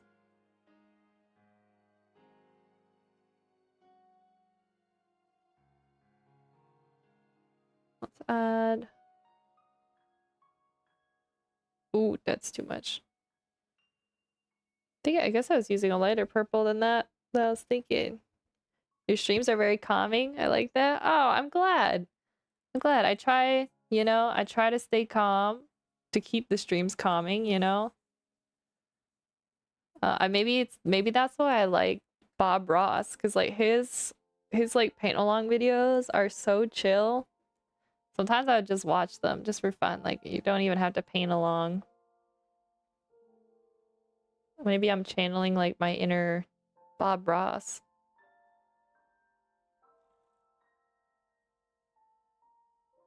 I feel like the music too is nice. I try to choose like chill music.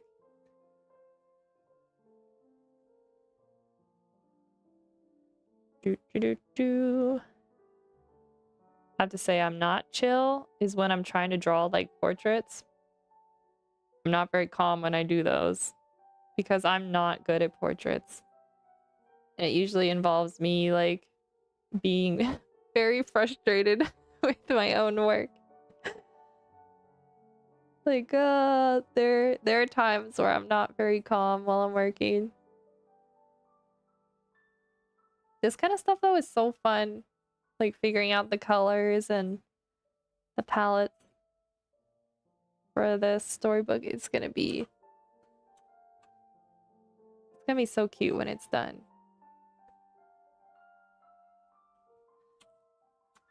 Da, da, da, da, da, da. I heard that many artists don't actually enjoy drawing portraits. Is that true? I think that is true. I feel like I biasly say that though because drawing portraits is really difficult for me. But there are artists where like all they do is draw portraits and I think they enjoy it. But I think there's the people that draw portraits and enjoy it. And then there's the people who never draw portraits because they're terrified to try it. And then there's the in-between people like me where it's like we want to draw portraits and the concept sounds nice, but as soon as you start, you just kind of your enthusiasm quickly drops because they're so difficult to get right. What I'm hoping is that someday, if I'm good enough, I'll end up in the category with the people who like doing portraits and are good at it. So that's the hope, that someday I can arrive at that place. But yeah, portraits are very, very difficult. I'm gonna add a little more light in here. I think a lot of us are like drawn to the challenge of portraits because it is one of the most challenging things.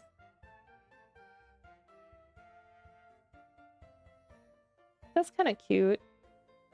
Alright, let's just add like a tan shade over these wall pieces back here. I don't really want to fully decide on how I'm going to color those in yet.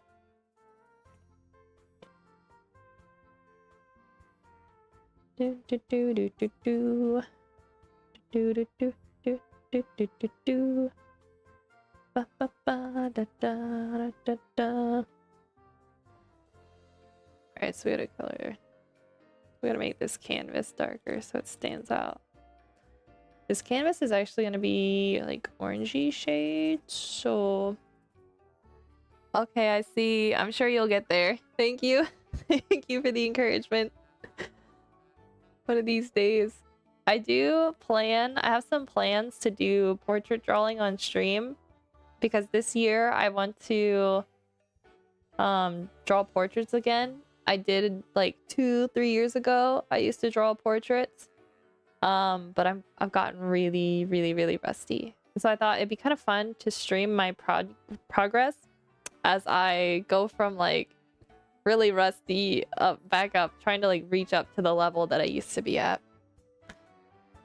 So you might find that interesting, but I haven't 100% figured out when I want to start doing that. But at some point I will. Sometime this year.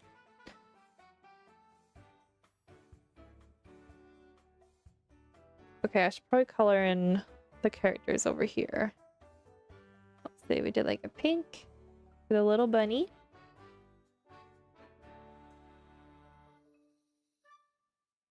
Do do do do do do do do do do do do do do do do. Maybe we'll make The bunny skateboard. What color? Yellow, maybe. And then we'll make the bird skateboard purple. Purple might be nice. Do people sometimes approach you to draw their portraits so they can have their own portrait on their office wall or something? You know, I haven't had anyone approach me for that, but it's probably because most people don't know that I draw portraits. I never had family members ask me for a portrait actually, which I'm grateful because I probably would have turned them down. I really am scared to like paint or draw portraits of people I know personally because it just feels like if you mess it up, like I don't want them to like feel like they're like, oh, I look like that, you know what I mean? So I'm really scared to do portraits of people that I know. So I usually just do like, I'll do like celebrities I like actors and stuff like that, or characters from movies, you know, or I'll do portraits of, I've done self-portraits before, and it seems vain, but it's only because I don't want to draw someone I care about and then have it turn out terrible. And then if they see it, they're going to be like, oh, I look horrible. And I'd be like, no, you don't. It's just that I can't draw portraits very well. So that might be why nobody's ever asked me, because I'm actually not that good at it. So there is an upside to not being good because people won't ask you. But maybe once I get good, I would be willing to try doing portraits for people. But I'm a bit of a ways out from there, skill-wise at this point. I'm gonna make the helmet purple too.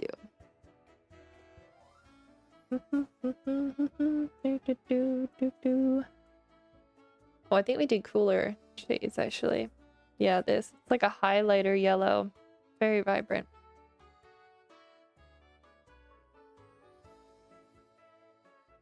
I'm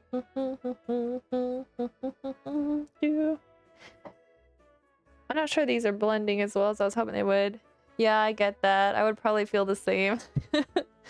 I mean, I encourage you though, like, if you want to try drawing portraits, definitely go for it. Because you might be the person that, like, you could be really good at it.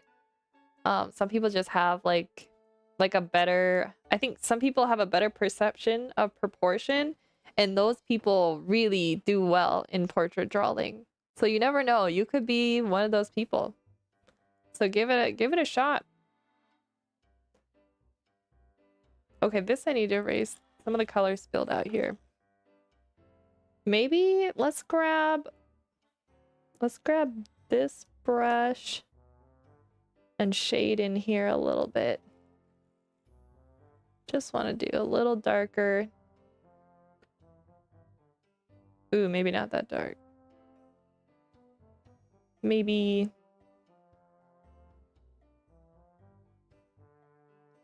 How's that look, guys? Not bad. I think I definitely want to darken up the trees. I think I have to put a different layer in. Let's do a darken layer.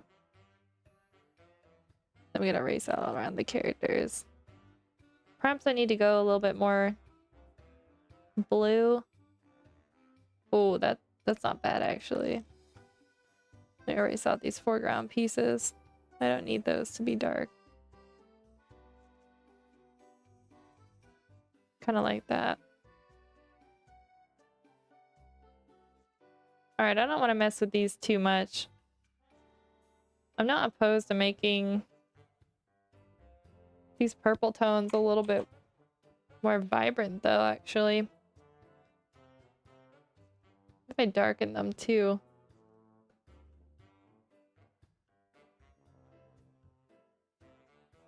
It's mostly changing the canvas. Well, that is not the shade of orange I wanted. I wanted that much lighter. And a little bit less saturated. Maybe like that. Okay. Now what happened to this layer? I feel like this got really dark here. I'm trying to erase this out a little bit more. Now for these ones down here, let me save this file. Oh my gosh, guys, I haven't even saved this file yet. Guys, don't do this at home. When you start a new file, make sure you have it saved somewhere because Photoshop is notorious for crashing. Yeah. I'm really grateful it didn't crash. I'm gonna call this file, what should we call this? Like color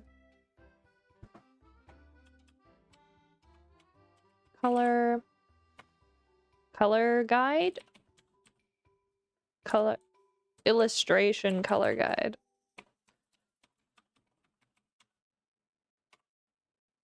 Okay, cool. Alright, now it's saved. Now it can crash. And we don't have to worry about losing everything. Okay, guys, I'm gonna make some tea because I need a drink. The air in my room is a little bit dry because we're still running the heater for the house. So, I'm gonna be right back. And then we're gonna work on this a little bit more, but we've got 2 hours left. We might work on my new art collection. So, I will be right back. And then we can get rolling on that. Alright, be right back, guys.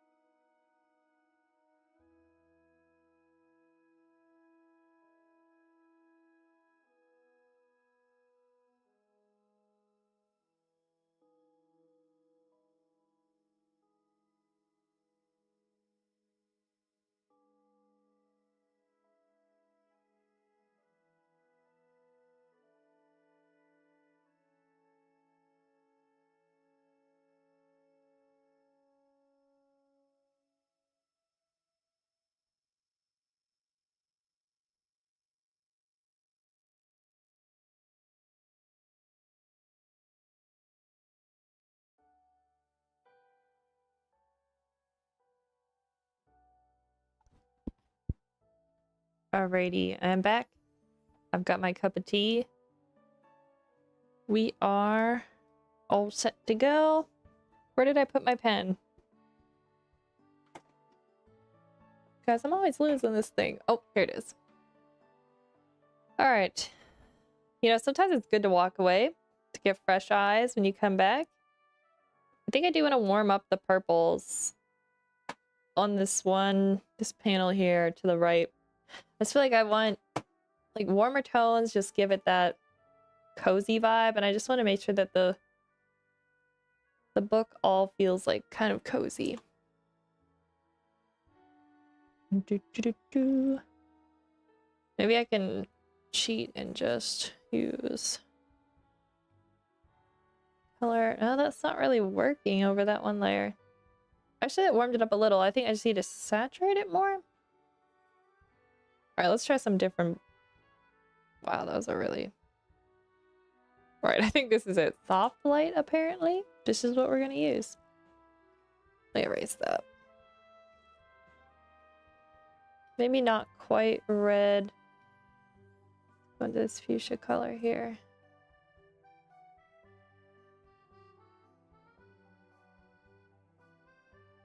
Might go a little crazy with the color, but again, these are just kind of for reference. I don't have to follow these 100%. Oh, I don't dislike it up there in the trees a little. All right, that feels better. So for these illustrations, a lot of the book isn't actually going to have like a ton of background elements. I'm just going to kind of like color the characters and they'll almost be like floating in space. I know a lot of children's books do that, so partially because I like to have the diversity of illustrations, and also partially because I'm a little bit lazy and I don't want to have to draw a background for every single page. That is why we're doing this. But I'm gonna say it was artistic choice. That way I don't sound too lazy. I mean, I could have, but there's also, on one side, when you have just the character shown, like, I feel like the focus is more on them. If you illustrate too much of a background, sometimes it takes away from just the character. So there is that storytelling, like, element to it.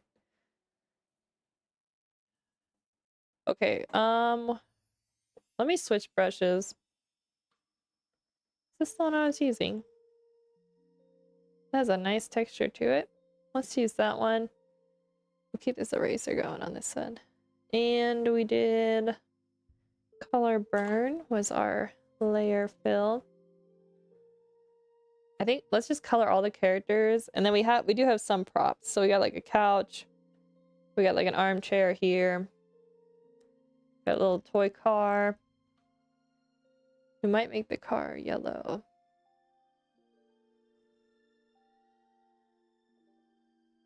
Pretty much anytime there's this character who's going to be purple, I try to like pair whatever they're playing with yellow so it coordinates back to that other character, and then kind of like vice versa. Amazing how a slight change of color can alter the entire vibe of a scene. It's so true. It is so true. Yeah, these little changes make a big difference. Okay, let's get this color in here. I think I need to go a little bit on the cooler side. Yeah, that's something I wasn't too aware of when I first started painting and stuff, so I didn't know too much about that.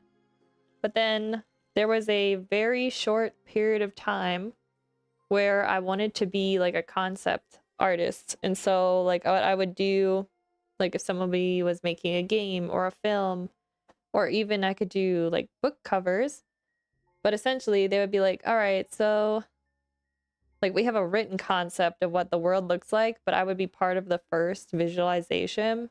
So say they're like, all right, it's like a medieval world and this castle looks like this and it has this river that goes around it. And so I would take the text and bring it to life by like painting and drawing. And some people do like photo bashing actually to do that as well. So I learned a lot about how to kind of like use light to manipulate, like light and color to manipulate mood in different scenes. So that little short period of time where I studied concept art has actually contributed a lot to kind of how I paint now. So it's kind of fun how like all the pieces really come together. No matter which aspect you learn, you could probably translate it back into what you end up doing in the long run. All right, fill this in here.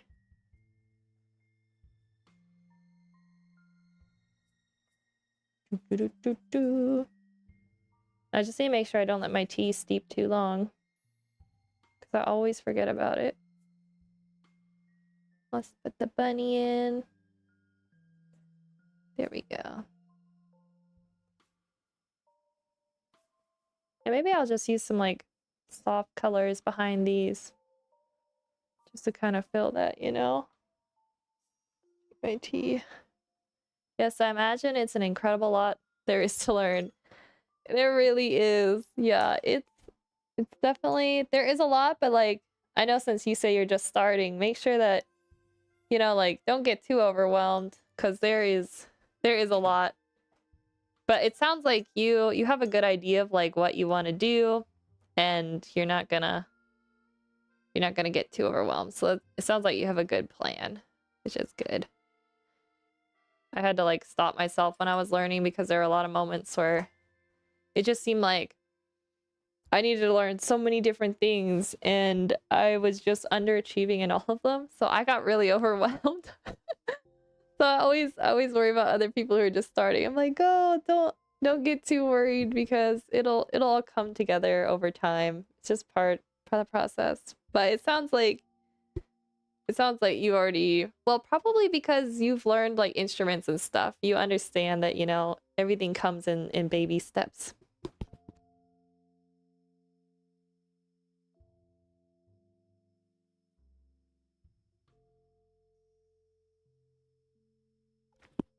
Okay. My throat is feeling better now that I have something hot to drink. Yeah, I think that pink's good. One step at a time. Yep, that's right.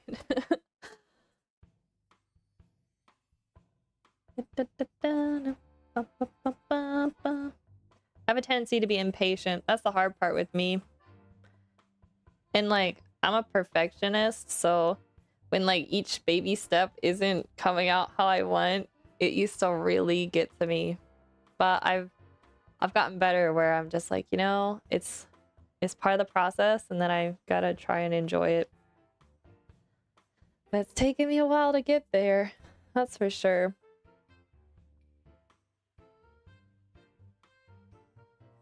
I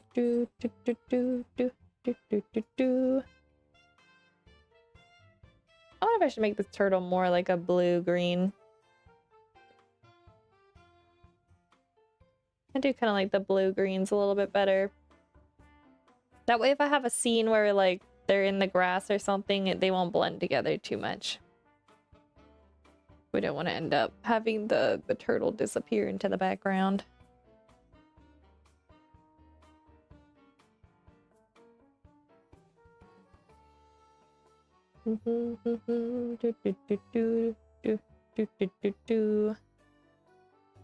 Alright, let's do the furniture.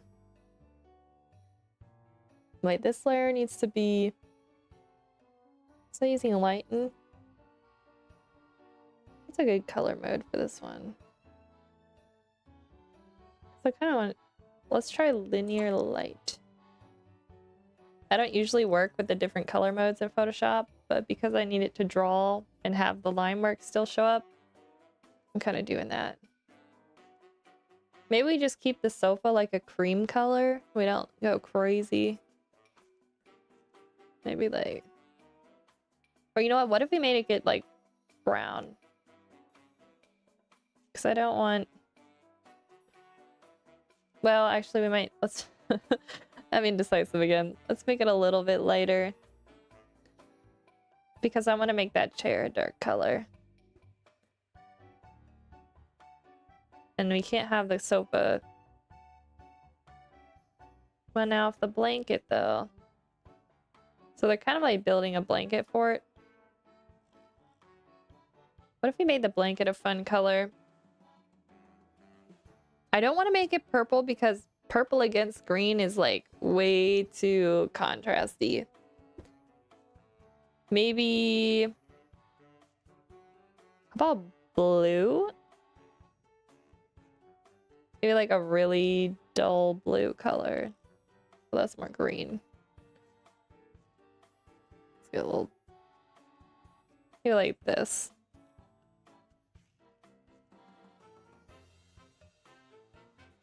Yeah,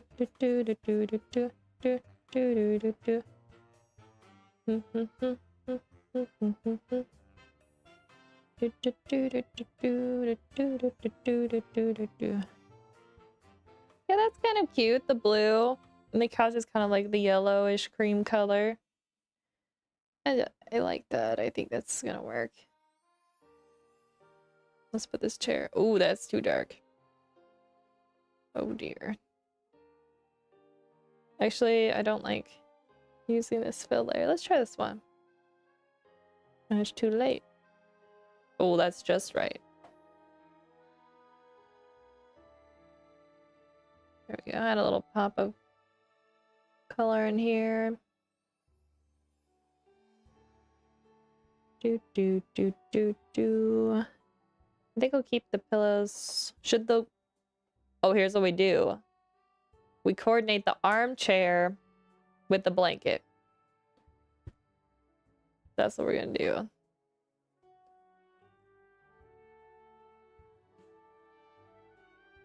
I think that's a win. Now, I kind of wish I could add something blue. You know what I could do is add just like a little drop shadow underneath the characters over here, underneath this character. That'll kind of tie it in. We can do that under these characters here too. The music is a bit like the background music in the quaint town of the Pokemon game. Oh yeah, yo, the Pokemon games. Those had such good music. Also, speaking of the music, this music I'm listening to is actually one of the albums my brother made. He wanted to make like an Animal Crossings type theme album. And so this is one of his albums I'm listening to. Alright, I like this blue. Yeah, the Pokemon games though, they're also good. Although I haven't played all of them, but I played the ones on like Game Boy and DS. Those are really fun. Okay, I think this is good. Let's do the purple hat. Do.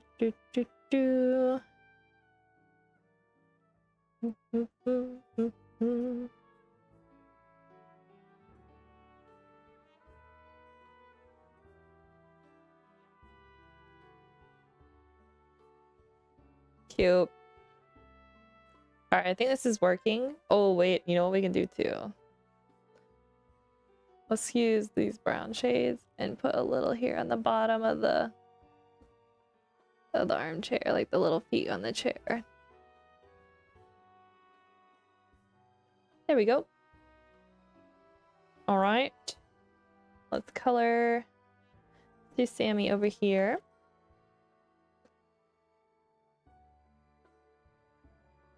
I bet this is darker than how I normally do it, actually. I'm probably gonna be a little bit lighter. More about the shade.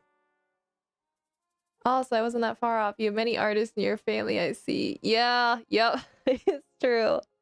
And then, so my one brother, Joe, he's like a composer, and he plays piano, and then, well, he plays like piano like well, right? And then he plays some other instruments, but they're not like his main instrument. And then my other brother does he does like 3D. So we have like 3 artists in the family. Just different, I guess different genres. And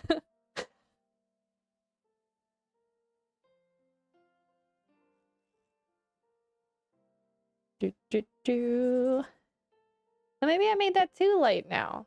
Oh my goodness, guys. Hold up. I think, do I need to saturate this a little bit more? Maybe I wanted it more oh, that's cute. Let's go with this.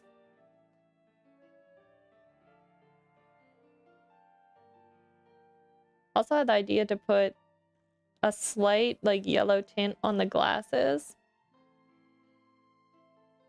I thought that might be cute. Sounds like you could join forces and create something together. Yeah, that's actually the plan at some point.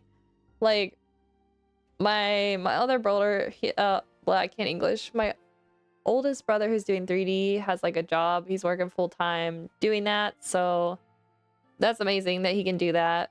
But like my brother who does the composing, we're just kind of like, me and him are both still like trying to get our careers kind of up and going. So we're kind of like long term, eventually once we get more like work experience and maybe in our 40s and 50s, we talked about doing like creating an art studio. But it's nothing set in stone. It's just kind of like something we're dreaming about. Gives us something to look forward to. If it happens, it happens. If not, it's okay. But it would be fun to do something like that. One of these days.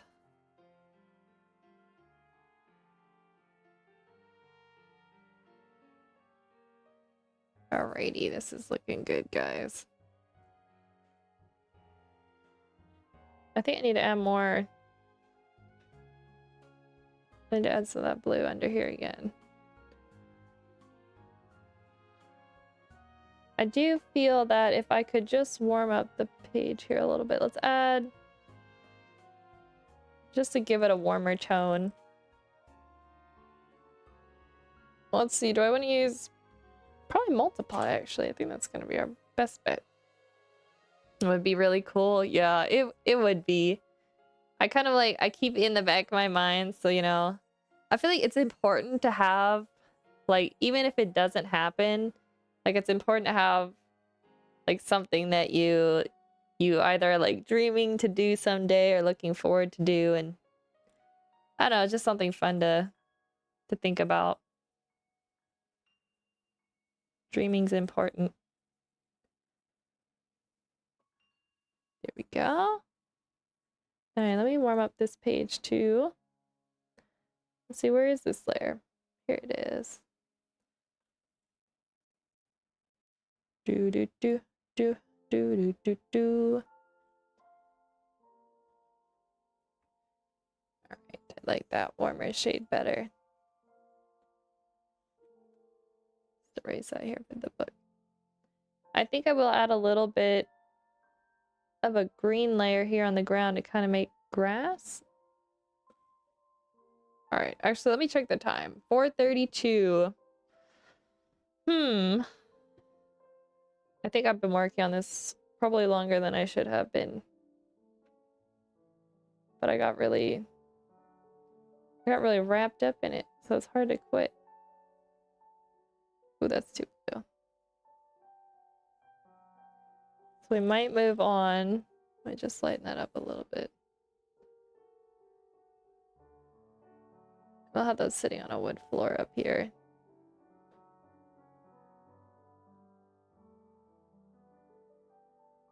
Let me darken this a little.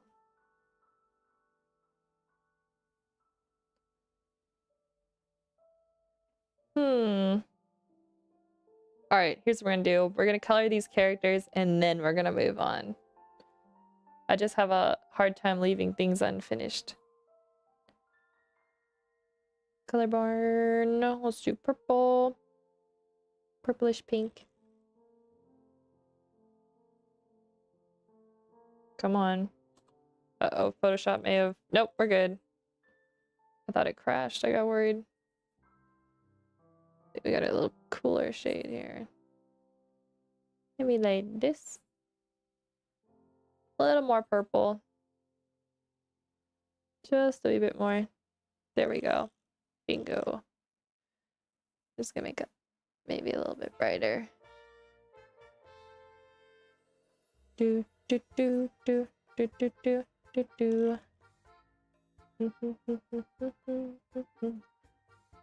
No, now you mentioned it.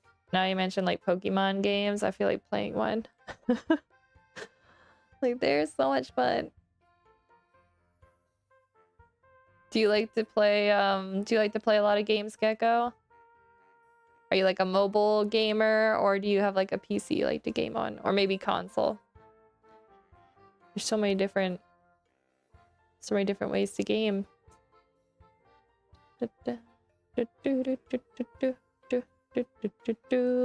Okay, I think I shaded this too warm. Is that the vibrancy? Maybe too cool now. That looks about how I have it on the other page. Right, now let's do the bunny.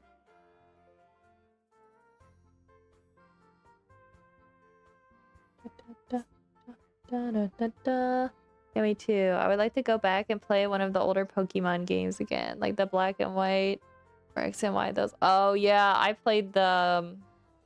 I forgot what I was playing on. I don't know if it was DS or maybe it was. No, I don't think it was Game Boy at that point. But I did play the Pokemon black and white games, or game, not plural. Now, when you bought the game, wasn't there like... There was 2 versions, so you could get the black one or the white one, and then each one had a different special Pokemon, depending on the version you got. I like to play games. I have a PS5. Oh, let's go. Switch, PC, and VR headset. Oh, yeah, man, you love the game. Let's go. Huge fan of Zelda. Very good. Those games are great. I tried playing the, like the Breath of the Wild ones, and, I sucked at the combat, so I haven't really played them, but I watched my brother play all of it, so I kind of like spoiled the game for myself, but those games are... The music's beautiful, the game's beautiful, I love all the characters. All the Zelda games are always really good.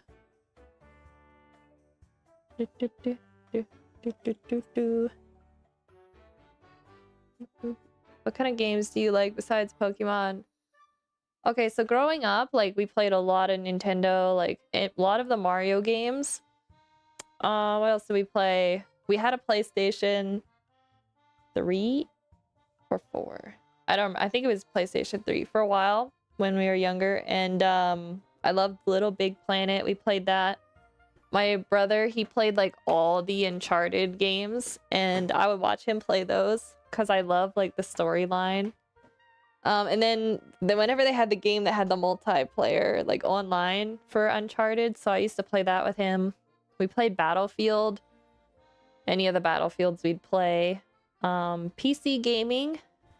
We used to play...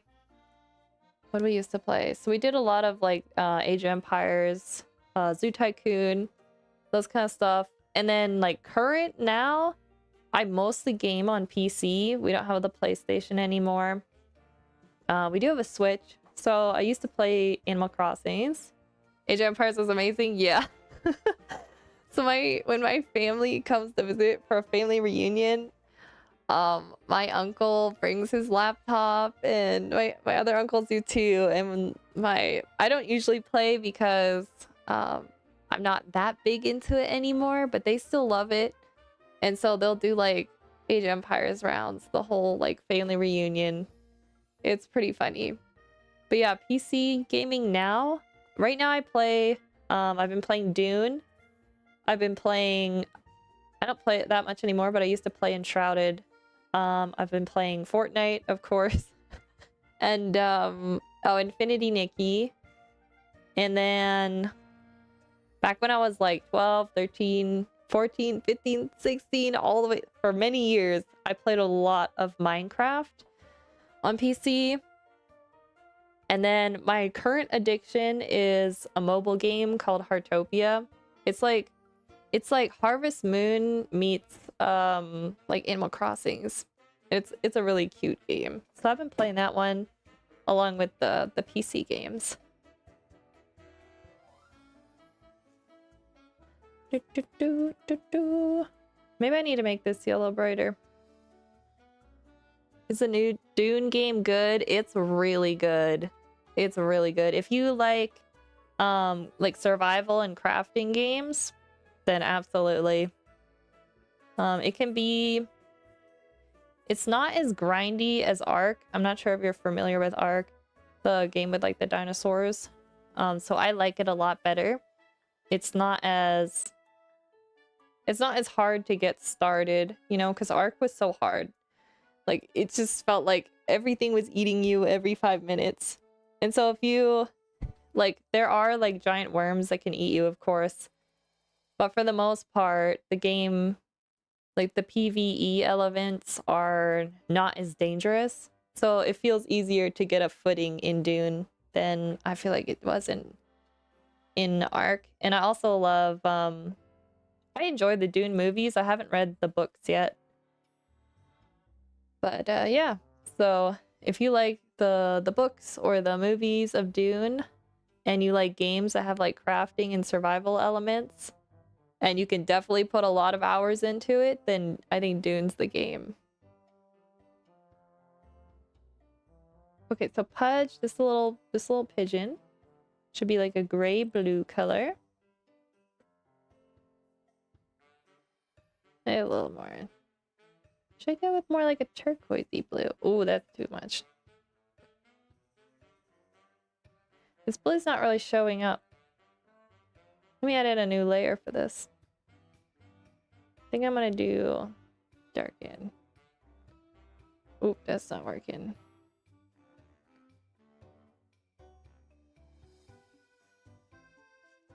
Let me try some of these layers and see which one looks right.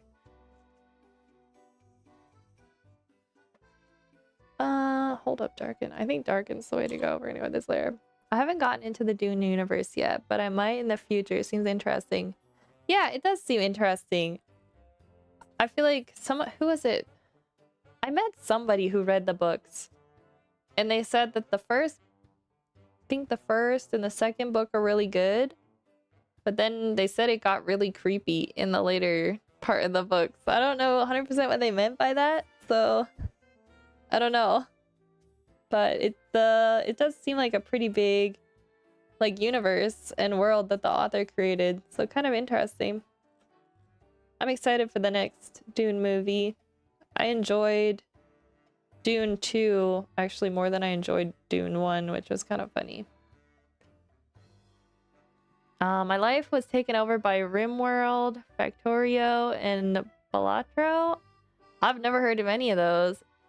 I took up drawing to get away from it. I'm getting pulled back though. Also, welcome, Christo Flea. I hope I'm saying your name right. Are those PC games? Although RimWorld, that sounds a little familiar to me. I've never heard of those games. What's like the gameplay like?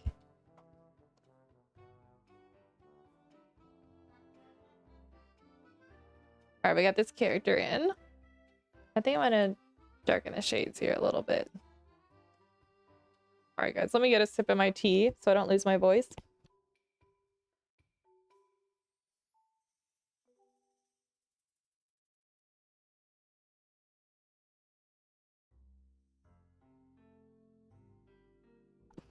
Hardcore PC games. Okay, got you.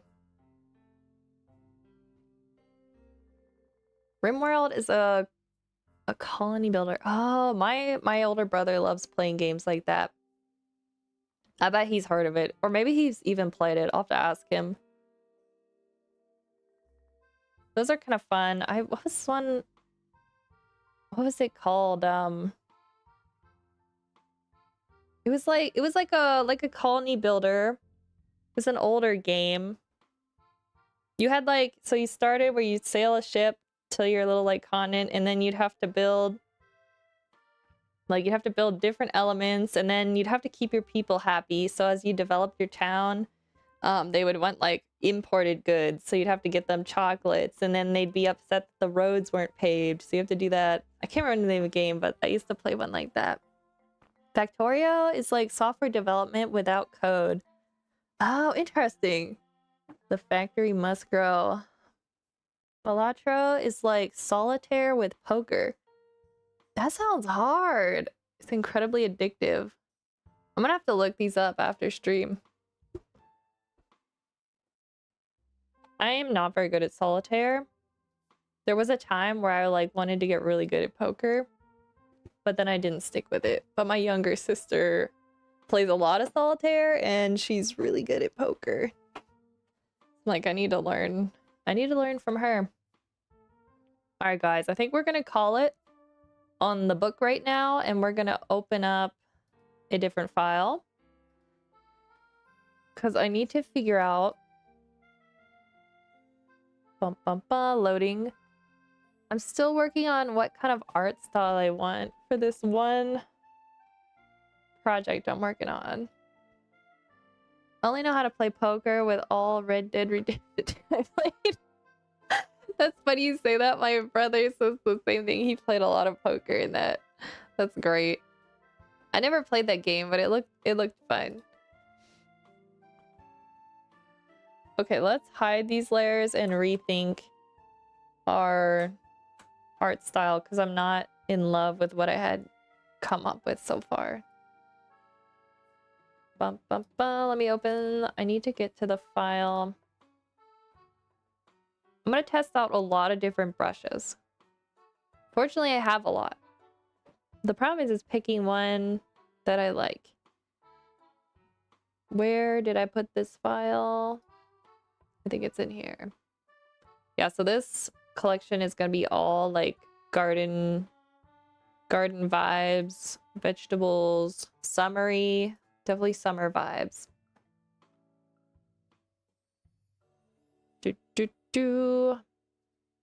Okay.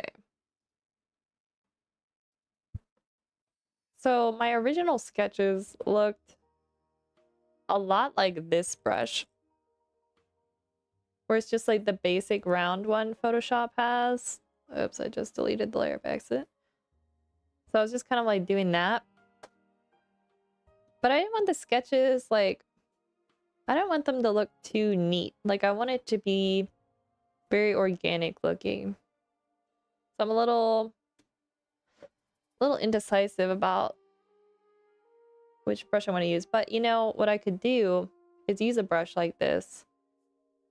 I'm gonna draw a little tomato. This is kind of what I did before. Like what if we keep it, actually that looks a little bit more like a, that could be a radish. All right, we'll make it a radish. We got a little bit of the roots down here. And then we have the stems going up. Like, what if I did something like that instead?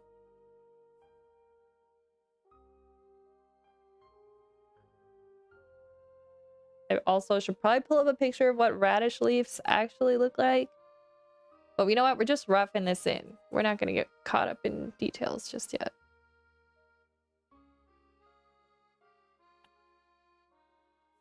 Gecko, you were saying that you like playing, oh, you have to go AFK for a while? Alright, I'll ask you that question when you get back. Yeah,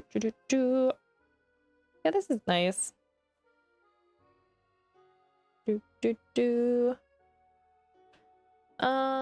Let's see. Christopher, do you like playing, do you like have a VR headset? Do you like playing VR games? Because I'm always looking for a new good VR game. So if you know of any that are good, please recommend them. I feel like VR is tough because some of the games are like great, and then some of them are just absolutely terrible. It's like, it's always either like one or the other. Okay, maybe, what's this brush? Well, that one's kind of fun.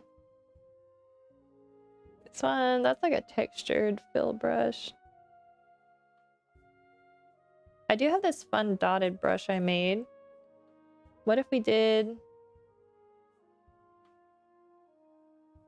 What if we did all of the... This could be a tomato.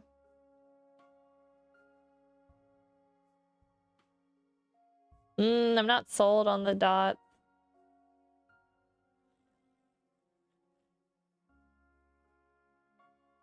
Maybe something else. Well, I'll leave it here so I can look at it.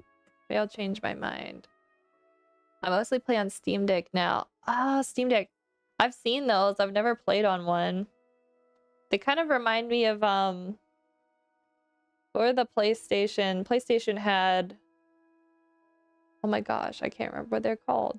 It looked kind of like a Switch, but it was by PlayStation. Are the Steam Decks pretty similar to those? PSP? Yeah, I think that yes. Yes, that's what it was called. Thank you. I swear I'm not that old. I'm not getting dementia. Just some reason I can't remember these things today. Hey, this brush is kind of fun. It's like slightly textured. Kind of. I'd say they're quite like the Switch, but with Steam. Ah, okay. So they just have like all the Steam games on it, right?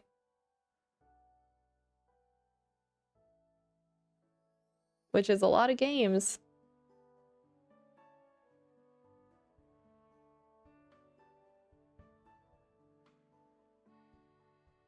Make a string bean. Actually, guys, I kind of like this. Yeah, they have trackpads that can translate to a mouse quite well. Oh, really? I did not know that. Okay, that's actually kind of cool. Yeah, I've been like I played console when I was younger a lot, but I'm like pretty much like 99% PC gamer at this point. And so I've gotten so used to just having my mouse and keyboard that I have a really hard time when I try to use the Switch or anything like that. I'm like, I used to be so good at like, you know, using the controllers and stuff, but now I'm like, I need my keyboard and mouse. So that's kind of interesting to know that you can use a mouse. I feel like I would be more, I'd have an easier time getting into it then. Guys, I think we found the brush that we're gonna use. Let's try drawing some other vegetables. Let's draw. I had like,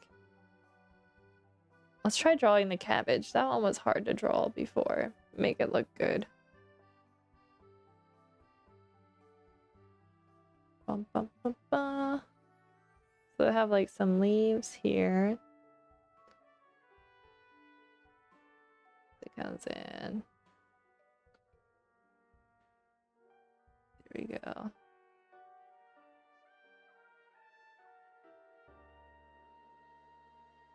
And then the stems. I've recently dedicated to completing Dark Souls, and I loved it. Okay, I'm very familiar with the title, but I can't say I'm familiar with the gameplay of Dark Souls. I feel like one of my brothers mentioned it. That's the hard part. Like, I'll know games by name, but I won't know like what they physically look like. It's really hard. Okay, I probably wouldn't be able to play it then. I've gotten really soft with like, as I've gotten older, where I'm just like, if a game's too hard, I just can't do it. I respect people who are able to though. And maybe if I added like two-tone color to the line art, that might look nice.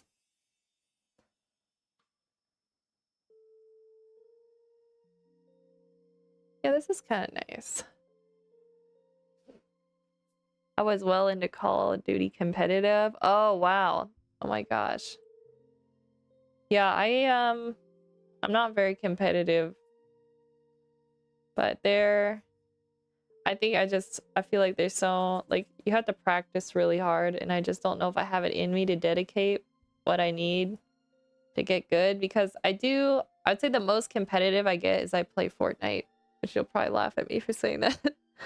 But I was getting wasted by teenagers, and I felt really old. Yeah, that's how I feel when I play Fortnite, because these kids can just like, you know, like give them a couple seconds and they've built like a full tower. It's insane. So I'm not really good at building in Fortnite, but I can put up like walls really quickly to defend myself. But some of these people are just like crazy good. I'm like, well, good for them. They got better reflexes than I do. Guys, I really like this brush. I think I'm gonna use this brush. Well, that was fast. I thought it was gonna take me close to an hour to decide on a brush that I liked. All right, let me just write down, what is this brush called? It's from the Winter Brushes 2024 collection. Let me write that down.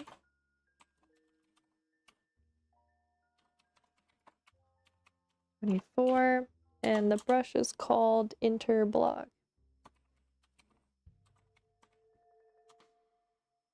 Okay, cool. Now I won't forget. If I don't write these things down, I'll end up losing it. Hello, Scott. Can you draw a radish? I can draw a radish. I had one earlier up, but I deleted it because it wasn't the right line work. I'm gonna have radishes. I'm gonna have... So I'm gonna color... Kind of like color... What's the word I'm looking for? There's like different color palettes for each vegetables. Like category. So we have like peppers and onions and green beans and peas in the green, and then we're gonna have some like yellow tomatoes, squash. We're gonna have there's actually carrots that are yellow, so we're gonna have some yellow carrots in that collection.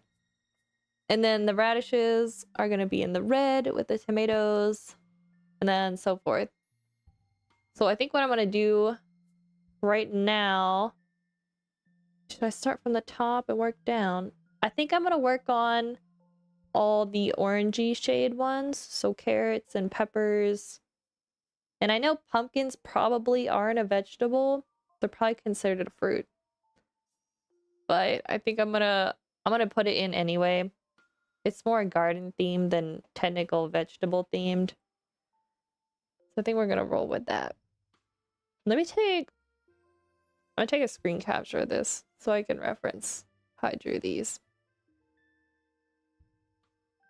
Do do do do do do do do. Yeah, I like how it turned out. I don't know if I'll end up doing color fills on these. Alright, let me delete these layers. We don't need them anymore. These are my old ones. I don't like those. I can delete it. Alright, let's start with some peppers. We're gonna use a not so saturated color. That's a nice shade. Alright. Everyone always says this, and they say don't work without a reference. So I'm gonna be good and pull up references. I think we're gonna do bell peppers.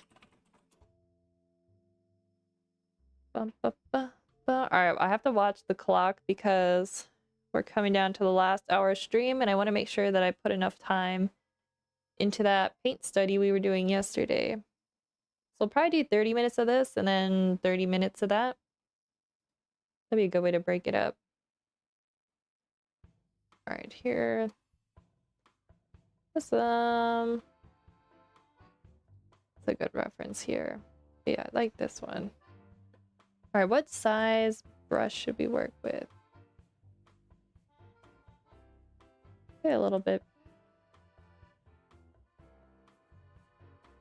I promise when I use a bigger brush, it does kind of like lag out a little bit. Maybe if I put it down to 70 pixels.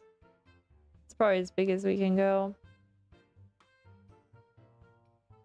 You know what I'm gonna do? I'm gonna do loose sketches underneath, and then I'll do the clean line work on top. Because guys, I know there are people out there who can just start drawing and it just looks fine, but I have to put in a rough sketch, otherwise my drawings just look terrible. It's just the way I do it. It's part of my workflow. Maybe this would overlap here, and then we'll add the stem.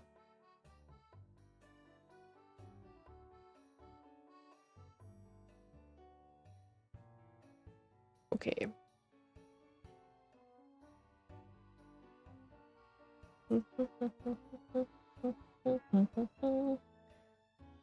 Right, there we go.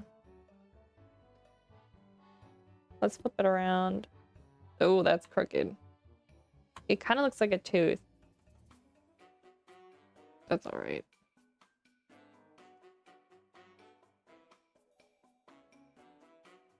I didn't really like this side of the pepper. How did they do? How these ones look in the reference? Maybe I should just connect this edge into here. Slope the edges down a little. And then the stem.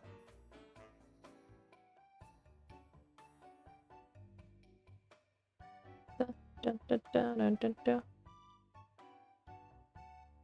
Do, do, do, do. I think the bottom edges need sharper.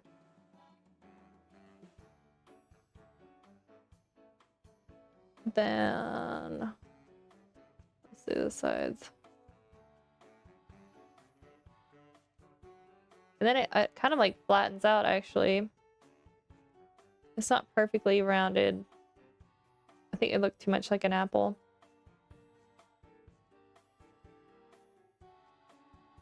I imagine as I keep going, I'm gonna get better at this.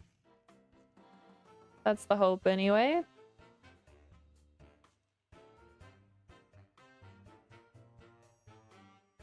Put that down to that edge. And then there's kind of like the base of the stem.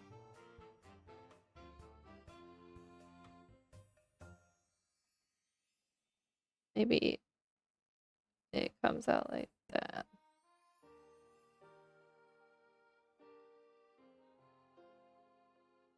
Okay, not terrible. Maybe just draw them all out.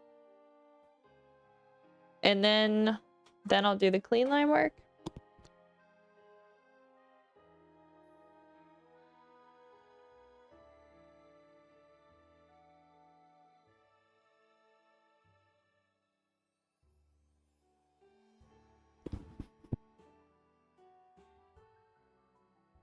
Why is this file taking so long to save? There we go. All right. Guys, I'm starting to run out of energy. All right, the sweet pepper. Pepper 1. Let's pick another. Let's do a shorter one this time.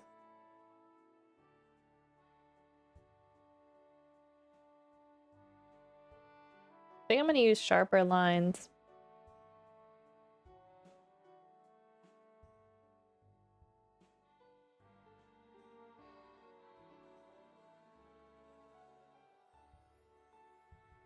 I kind of like using the sharper lines. It's a little less realistic, but I kind of like giving it a little bit of stylization.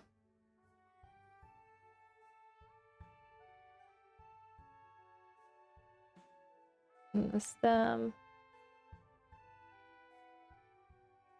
Let's switch erasers. This one is not where it's at.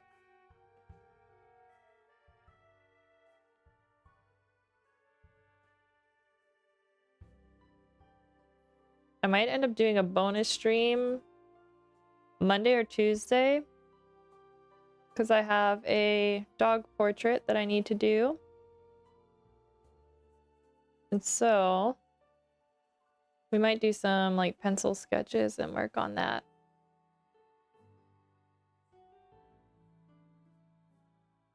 But we're gonna see what happens. Depends if I end up doing some of it over the weekend.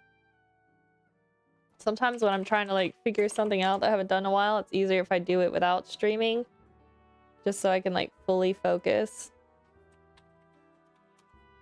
But if it ends up, if I feel like my brain can handle it, I might stream it. So we'll see what happens. Okay, let's draw. I don't really like that reference. This one.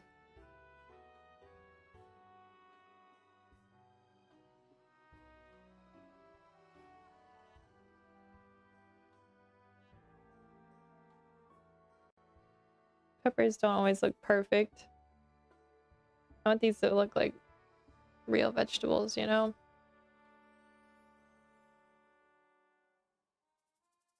I feel like when I was first learning how to paint, I was doing like a still life with apples or something. And I kept making them like perfectly round. And that's when you kind of realize like, oh, there's really not many things that actually are perfectly round. They're a bit more like this shape. I was like, at that moment, it finally clicked. But I feel like our brain, I was kind of saying this yesterday, we have a lot of like preconceived ideas of what something looks like. Like if you're like, oh, draw a face, right?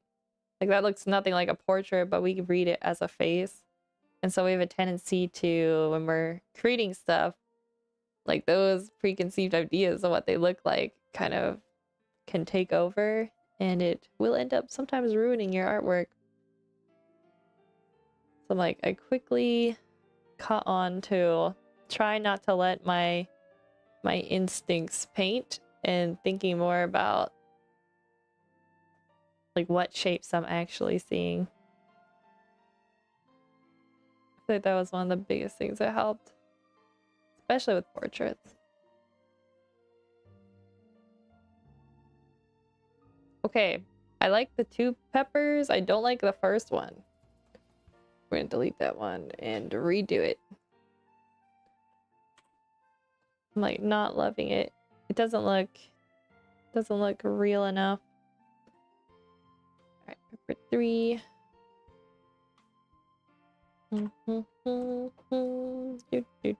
Let's find another. This pepper is purple. That's kind of cool. Maybe I should do some purple peppers too.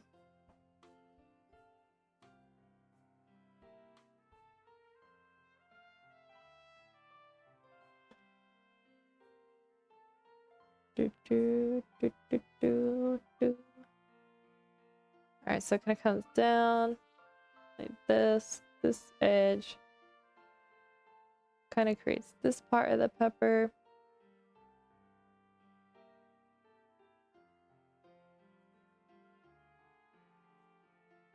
And then we see the back of the pepper here.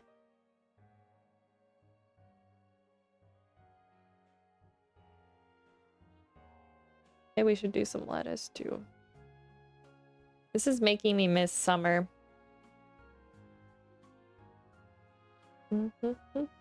Nothing beats like fresh produce on a warm summer day. All right, save that file. It like gets to the last 1% and it takes forever. It's a good time for a drink of tea.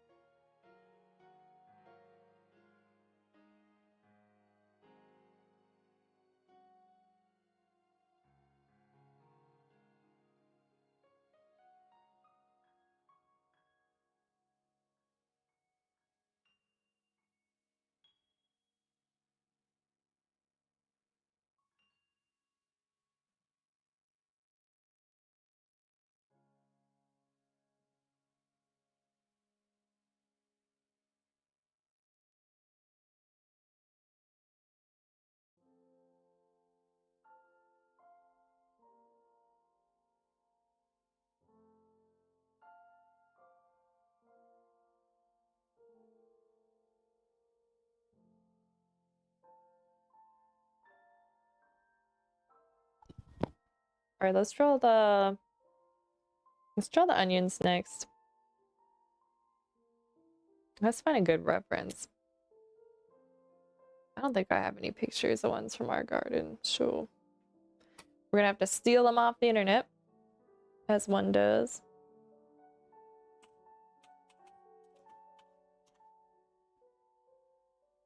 Let's use...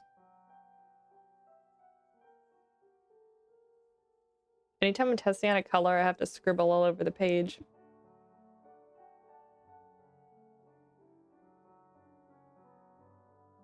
I think that's nice. Let's go with that.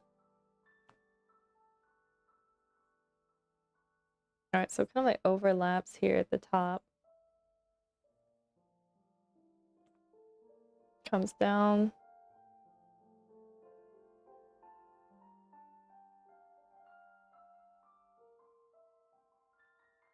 Sides. And then we get the bottom where the roots are. I should use a different color for that.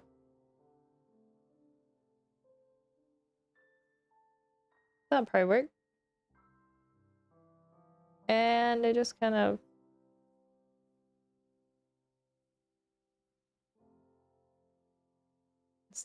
thicken the line mark here a little bit at the base. I really like this brush we ended up going with, guys.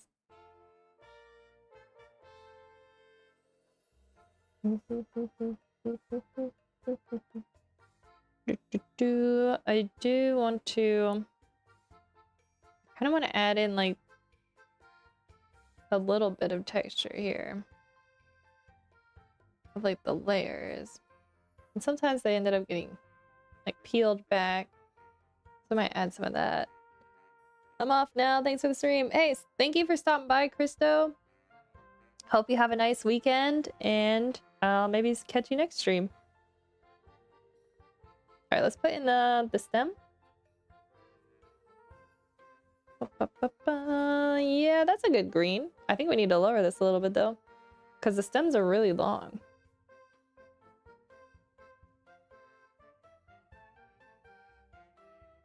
Yep, that seems good. I'm gonna do it on a separate layer though, in case I mess up.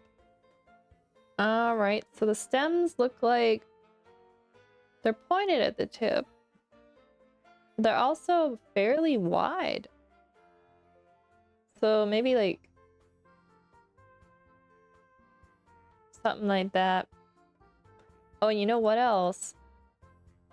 The base kind of builds up first before it even goes into the, for lack of better words, leaves.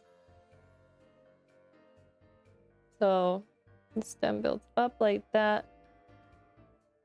And then we get the leaf coming out.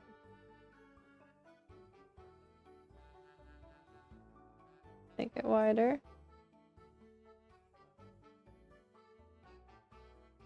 And then some of them come up straight.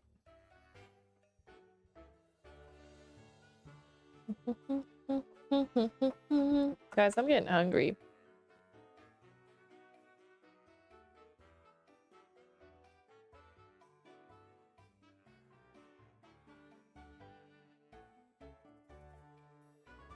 All right, so they kind of like stack in. Maybe something like that. I don't want to get too busy. I kind of would like to have one sticking off. Oh, you know what they also have? They have usually like the smaller leaves as they're growing, like it turns brown. And they kind of shrivel up. And so they're still usually hanging on. So maybe we do something like that. And then they almost like turn into like little ribbon curls, it looks like.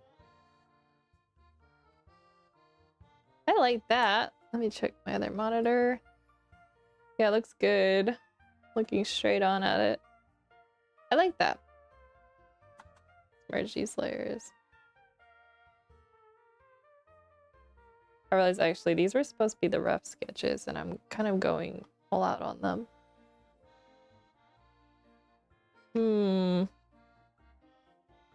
Alright, we won't do that on the other one. Well, we're still developing the style, so you know what? I'll cut myself some slack. I don't really have like a set method on how I do these. I do generally go through like some style changes as we're developing the collection, so I think it's alright. Alright, this is the darker color we were using. Alright, let's draw this onion.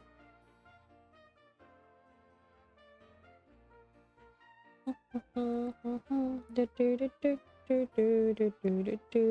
like the top there.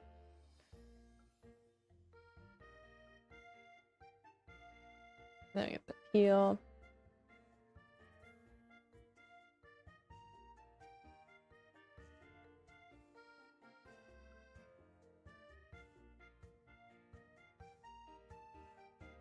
Alright, then I use this. So this color, no, it's this one. I should pull my. Let's see if I can pull this whole thing out. Yeah, I can. That way you guys can kind of see what I'm looking at. I just have like the color swatches pulled up so I can reference them. I think I can fit over here and you guys can still see. Yeah.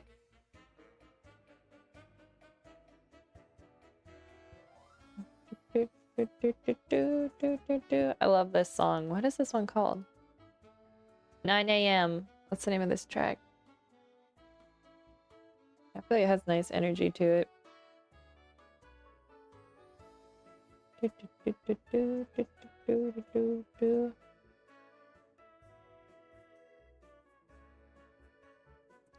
Oh shoot.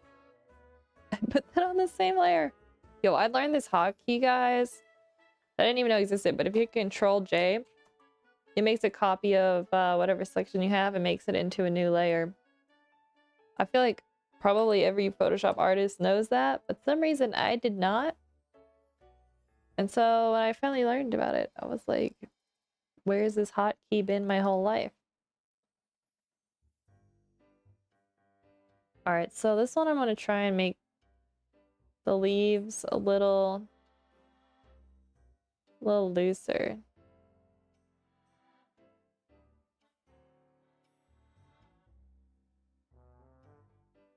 Do, do, do, do. Do, do, do, do.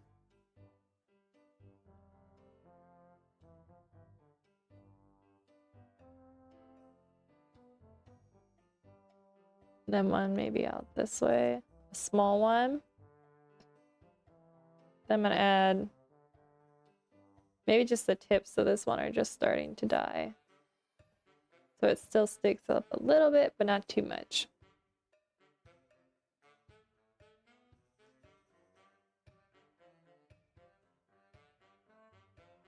I'm pretty happy with how these are turning out. Actually, I don't need to grab that. Let's flip it though. I think we need to add a little balance over here. Just try and keep these balanced right. Although I don't think I like how this one overlays.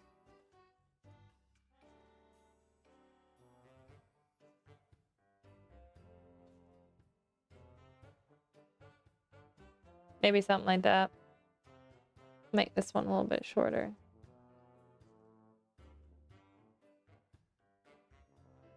Perfect. I just feel like this side though needs to come out a little bit more. It's a little more even. Oh, it kind of looks nice when I make the side there a little bit, like the line work a little bit thicker in some places. I think we may incorporate that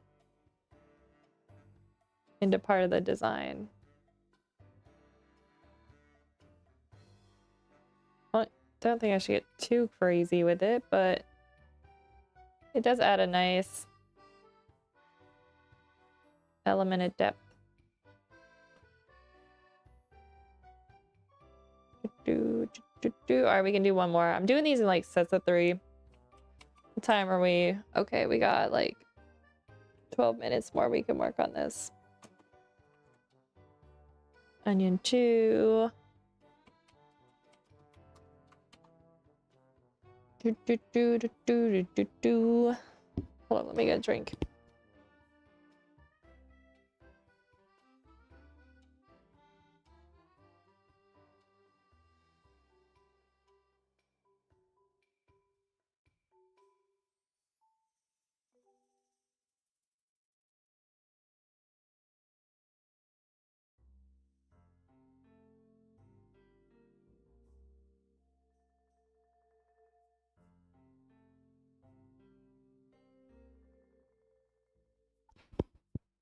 Alrighty.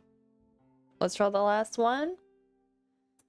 Gotta make sure it doesn't look too much like the other ones. Let's try and get creative, but not too creative. It's like it needs to be cohesive, but it also needs to be, you know, needs to have some variation. Start the base. Let's use some of these greens.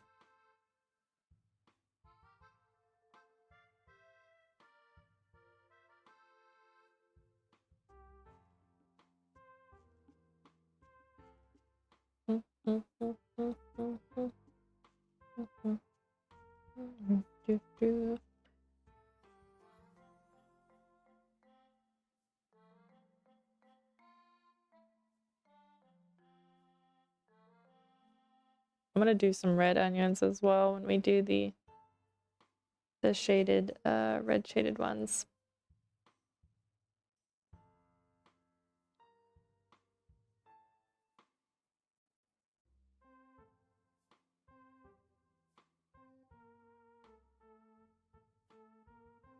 Maybe I should make the tip of this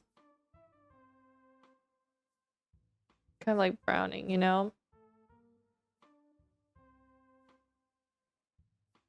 Because you usually wait until the stems are starting to like get a little bit brown when you pick them. Or it could be that I've been picking them at the wrong time.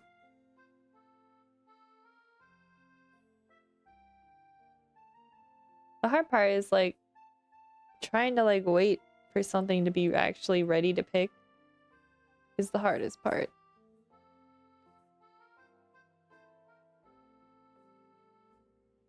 I always pick peppers way too soon because you can, like red peppers and all the colorful ones, like they start green and you can technically eat them then. But I mean, they're not gonna be as sweet, but I have such a hard time waiting that I just end up picking them when they're still green. I'm like, well, sorry. Because my mom and grandmother will be like, you have to wait for them to turn color. I'm like, well, I'm hungry now and I need dinner now. So yeah, they don't like it when I have to babysit the garden. Well, I mean, they never said that, but I imagine they don't probably appreciate it when I'm impatient and I pick things too soon.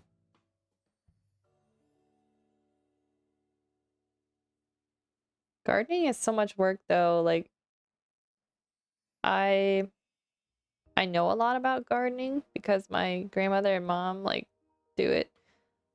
But I can't say I love gardening, and like I used to like pull weeds for neighbors and stuff when I was younger, just as like an odd job to make extra money. And I think the problem with me is like I'm absolutely terrified of insects.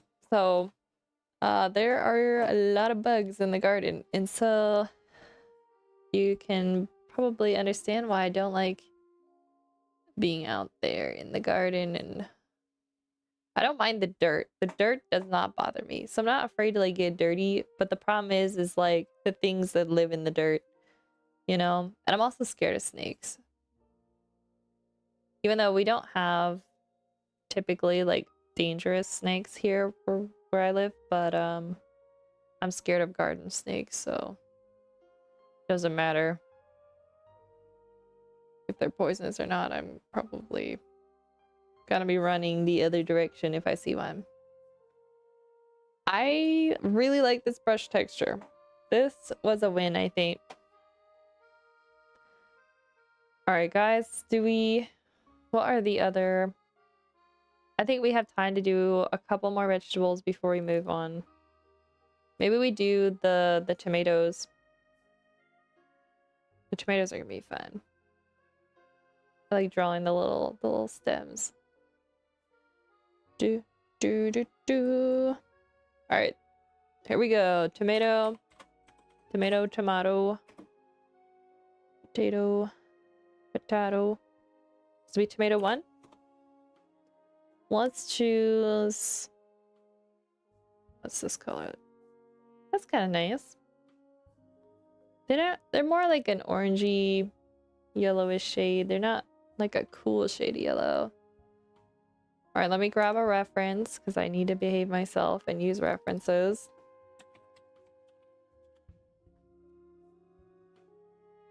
Some of these look very much fake. All right, let's try and look for references where they're actually hanging on the vine. Then I'll know they're real.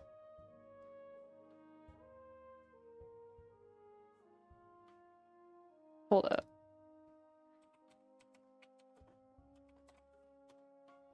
Those are red ones. All right. I do not like the yellow cherry tomatoes. Or I guess they call them a pear tomato. For some reason they taste different to me than the red ones. And maybe there isn't a difference. Oh, welcome back, Gecko. I was gonna ask you, because you said you like playing VR games. Like what VR games do you like to play? Because I'm always looking for like a new VR game / a better one, because there's not a whole lot of great ones. It's kind of hit or miss with the VR games. So I'm always curious to see what other people are playing. Oh, this brush is really big. Hold up, let me shrink this down. 70, here we go. Let's do maybe this tomato.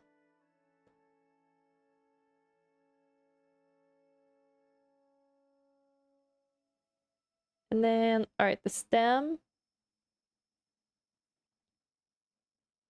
Let's do like a more yellowy shade of green.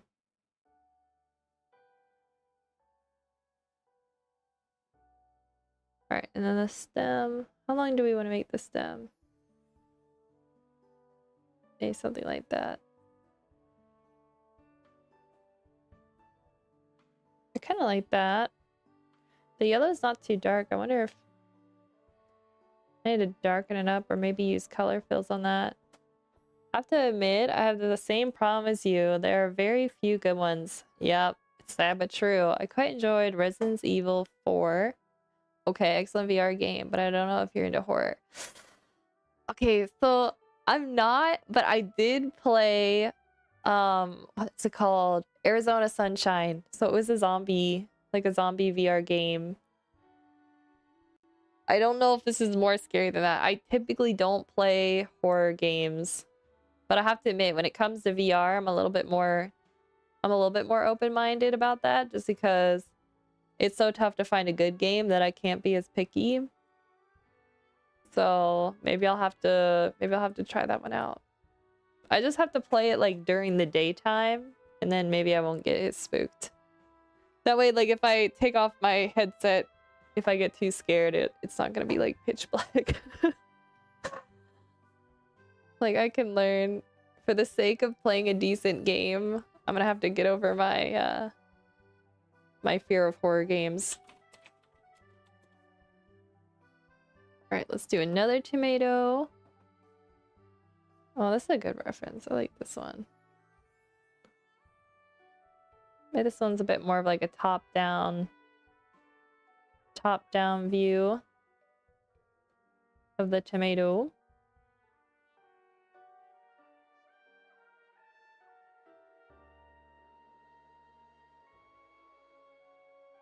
I'm not sure I captured that shape just right. Other than that, Assassin's Creed Nexus is great, and the Star Wars Immortal Trilogy. Oh, I didn't know there was Star Wars. Okay. That would be fun. Yeah, mostly I play Beat Saber. I played the Arizona Sunshine. I played... There's like a dungeon game. Is it Dungeons of Eternity? That may not be the right name. But there's a dungeon game that's actually pretty good. You just kind of... And you can like... It's multiplayer, which is great. Up to 4 people. So I play it sometimes. Yeah, how there's like... On the... So we have like the... Like the Meta... What is the headset that Facebook makes? Well, we have that one. So there's like the Horizons Worlds.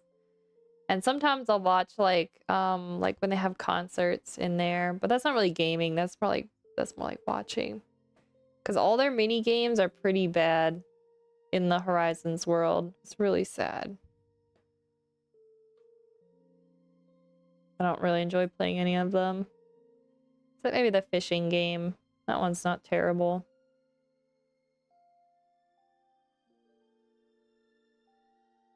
Star Wars Immortal is amazing. You play through a whole story. Oh, let's go. Landing on planets, exploring locations, lightsaber fighting. Okay, that sounds really, really fun. That sounds really fun. I'm gonna have to look into that one.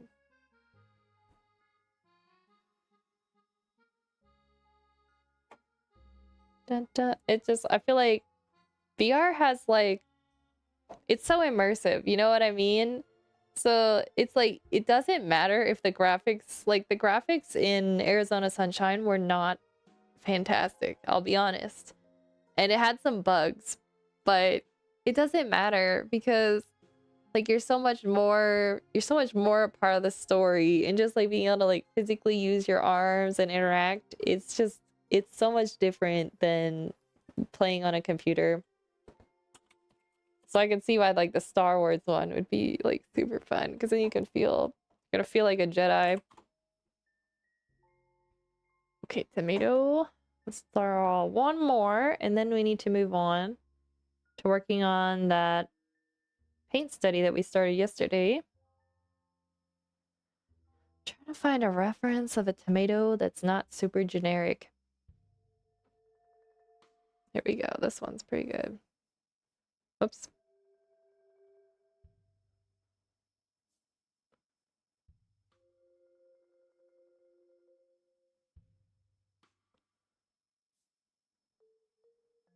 About like that. This edge curves into here. This tomato's a little lopsided, but I think I'm gonna leave it like that. Intentionally lopsided. Alright, now it's at the stem. And I think I need to draw, it's kind of like the little leaves almost point up in little spikes. The stems don't usually swirl.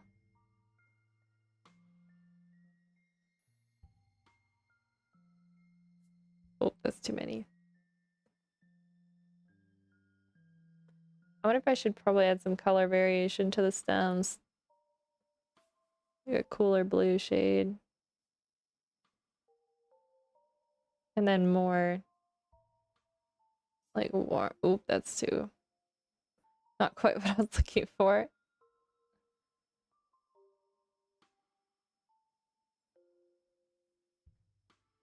I'll leave that there. I'll toy with possibly keeping that. Just adjust that a little bit.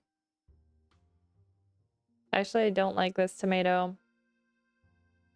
Now that I'm looking at it, I don't like its shape.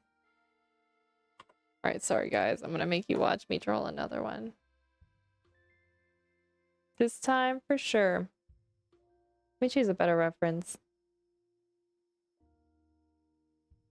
Oh, maybe this one looks almost like a heart. Alright, one more tomato. One more. Here we go. Creation is actually called Vader Immortal. Oh, okay. If you want to look it up. Sorry, I remembered that wrong. Oh, you're good. I'm always forgetting the names of things. I couldn't remember the name for the PSP earlier. I'm like, I don't know what's happening to me. Like, alright. I gotta lock it in. One more tomato, guys. One more. Looks a little like an apple, but you know, some tomatoes do look a little bit like apples, so.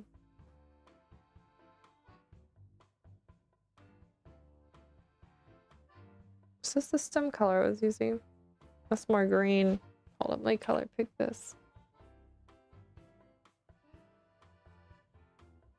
Do do do do do do. Dun, dun, dun, dun, dun, dun. All right, stem. Maybe I'll curve the edge a little. That seems good.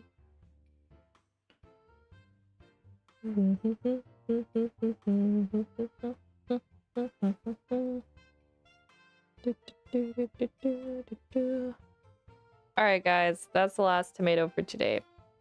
So we did good.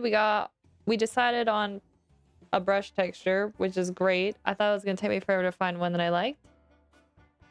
And we got started on doing some rough illustrations.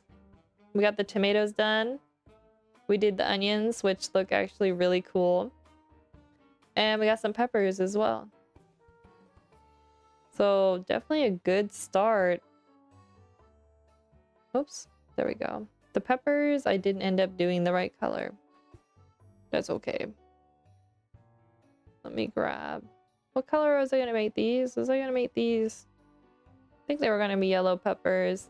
The onions look great. Thank you. I know, I was actually surprised.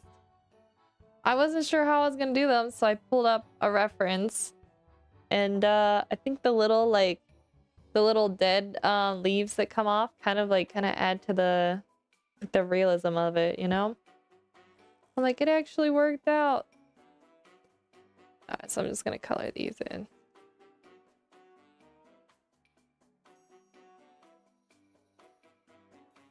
There we go. Oops, wrong pepper.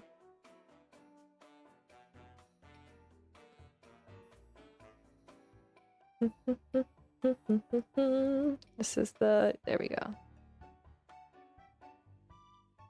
I might color fill these or I might leave them as line work. I'm still indecisive about that. We'll figure that out next week. That's next week's problem.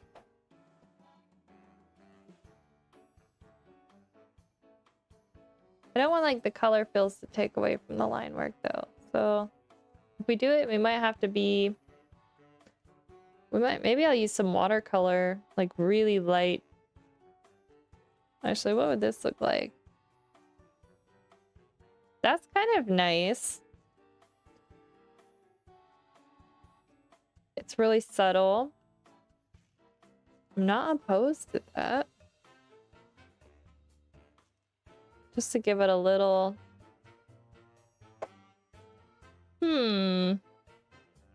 But how would the onions look if we colored those? Maybe we would leave the onions. Oh, hold up. Actually, kind of like it. It took me way longer in my life than I'd like to admit before I realized that green, yellow, and red peppers are actually all the same, just different ripeness. Yes, honestly, same. But it's a little more embarrassing for me though, because my grandparents owned a greenhouse and sold vegetable plants all the time, and so we had a big garden ourselves. I guess I just never thought about it. But yeah, you're not alone in that. It's just one of those things where you don't think about it until you do, and then you're like, wait a minute. And then it hits you. Okay, these look cool colored in. What's the tomato look like?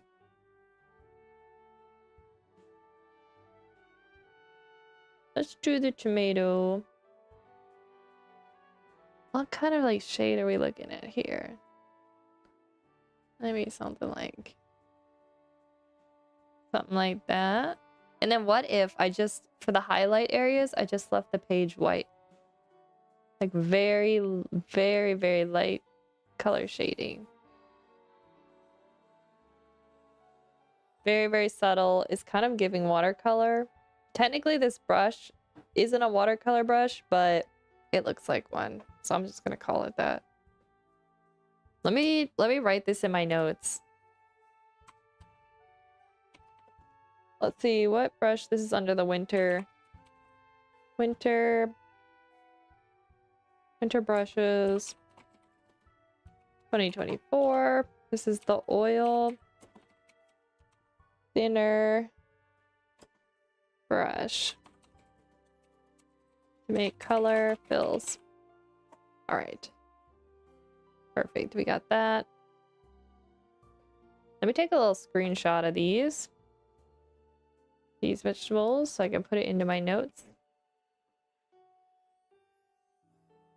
Yep, these look good. I'm happy with how these are turning out. The beginning of a collection, when I'm trying to figure everything out, is always the hardest part. Like, it takes so long. And it's not really that fun. But once you know what style you want, then it's like, okay, now we can just put our energy into, like, actually doing it. Here we go. Drum roll.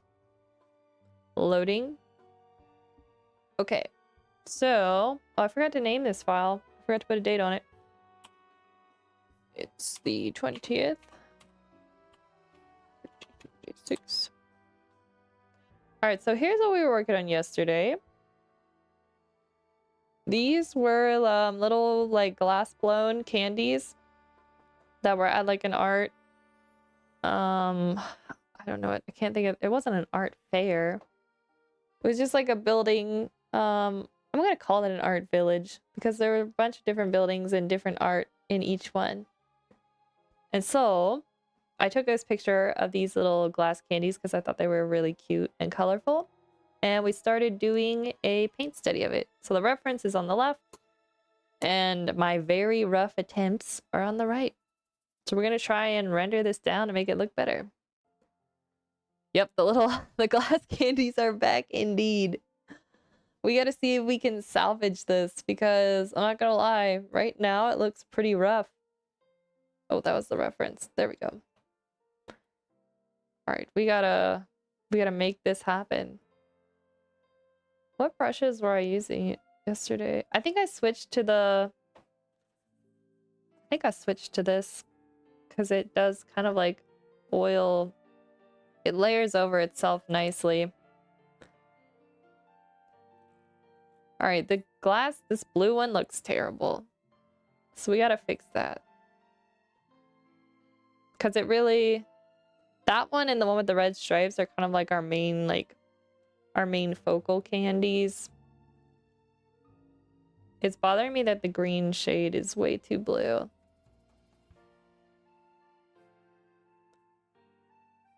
I think I need to saturate this a bit more.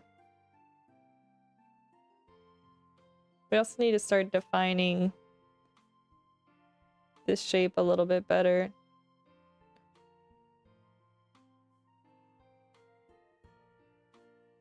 Which is, there are so many different color, not only like color, but shade variations going on here.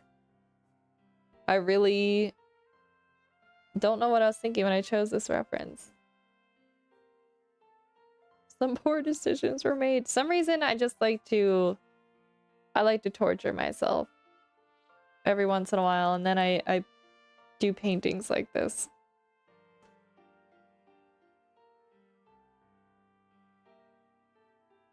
Okay, I think it's later. We're just gonna go slow, guys. That's what we're gonna do. One section at a time and slowly get the details and everything slowly in there. If I start getting too hyper realistic, I might go insane. So I just gotta keep reminding myself that we're not gonna go 100% accurate to the reference. We're just gonna try and give my interpretation of it. I feel like every time I pull this open, I have to give myself like a pep talk. Like, you're gonna be all right, Emma. You can do it. Look, it's really dark here in this end. I think I have to fix the base here a little bit. Reshape that. It's not actually that color underneath.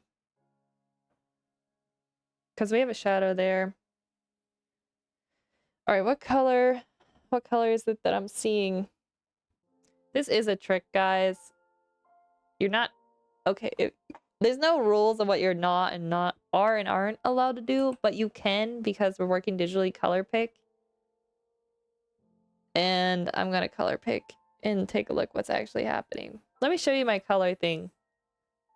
So this will show us kind of like what tones we're in. These like this flooring or whatever the candies are sitting on, its color changes a lot because here we're in the blues. And then here we're getting reflections from the glass. So we're back into the greenish yellow area. But then it gets cool again as we head closer because we're having some light bounce. But then see how it comes out into warm again? And then we're back into warm. Pretty warm shades here. We're getting some red there. But then look, we get purple up here. In these peachy colors. So lots of really subtle color changes in there. Which is partially why I think this is starting to break my brain a little bit. So we're cheating a little bit. Oh, wow, there's a lot more going on color-wise than is visible on the first glance. Yeah, absolutely. There is a lot. I'm kind of hoping, well, I don't want to go insane with getting it too. I'm not sure I'm capable of getting this 100% accurate, but I would like to attempt to take some of these like blue tones. Let me see if I can draw on top of this reference. Like in this section, how it changes to blue when I was checking it with the color picker. I would like to make those colors even more blue. And we'll get some like red bounce in here. I'm probably gonna make that more red than what's actually there. Just because I wanna make it even more vibrant than the picture was. But we'll see what happens. We'll see what happens. Alright, so let's do this shaded area. We gotta tackle this. Like the elephant in the room. I think we're gonna go more towards. It's pretty desaturated in here. But it's not quite that dark. I hesitate to go too dark on this one. Comes out straight here and then back in here. We need to pull out these blues again, I think.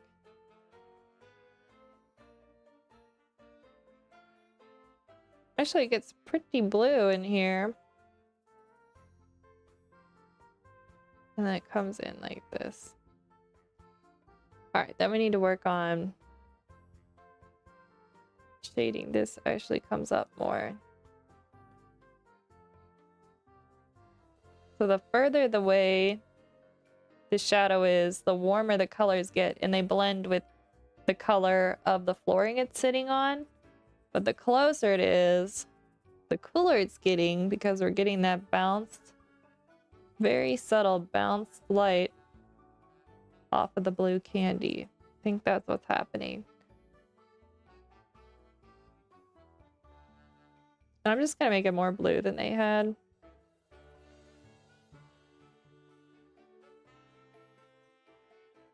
And then we get, I might call it like a green transition. This is gonna be so tough. Alright, let's get, I think we need to reshape the candy. I don't have it 100% right. I think we're looking at about, probably about here. It's a little bit brighter up here. And kind of, we actually get a little color into the wrapper. And then pretty sharp angle here. They're not perfectly round. And I don't know if it's the angle I took it at, but it almost looks like it's shaped like more like that, but like slightly slanted. Because if we try to draw like a purple, not purple, a perfect My English is getting worse as we go on. A perfect circle. You can see that it's a different shape for sure than what's there. It's just ever so slightly off kilter. We want to make sure we try to capture that. Alright, and then we get a little bit of blue into here. Let's fill that in a little bit more. I think I'm going to save the stripes on the candy for last. We're going to imagine there aren't any stripes or details and just try and block in the major colors. I think that's where I was messing up yesterday. I was getting too worried about getting in every little detail. Because it's easy enough to add the stripe in. But it's not that easy when you're trying to blend all the color variation that's happening.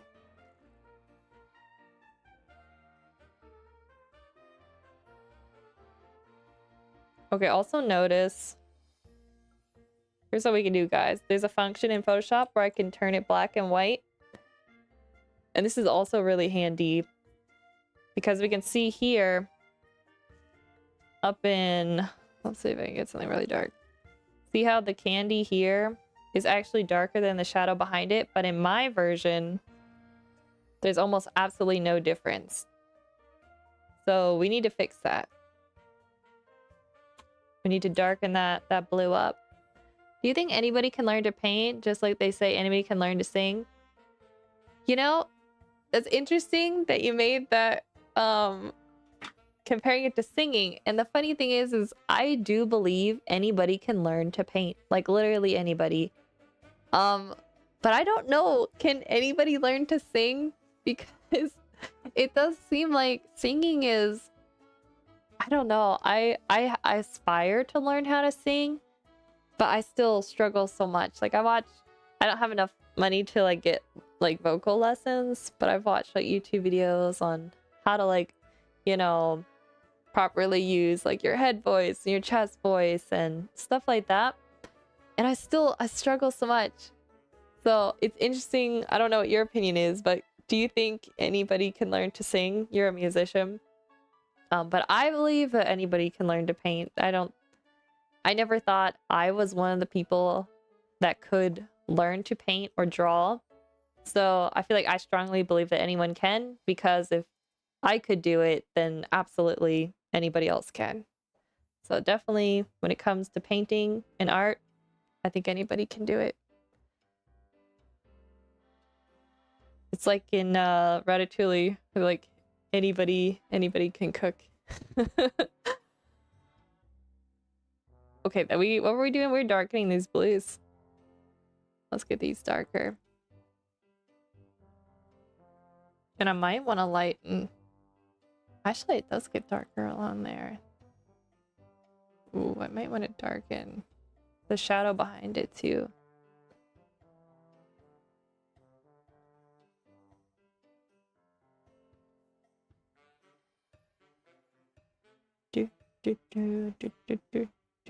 All right, let's do now the green. It's pretty yellow.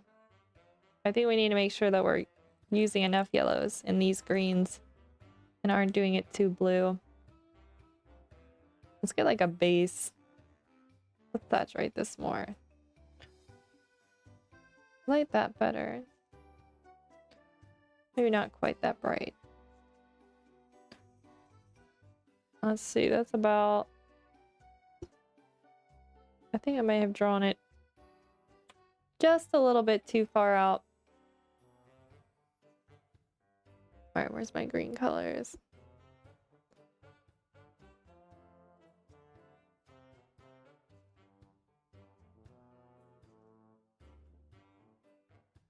Okay, that seems to be lining up. Kind of like the divide here is a little bit... Do we have our angle right? Yeah, I think we're good.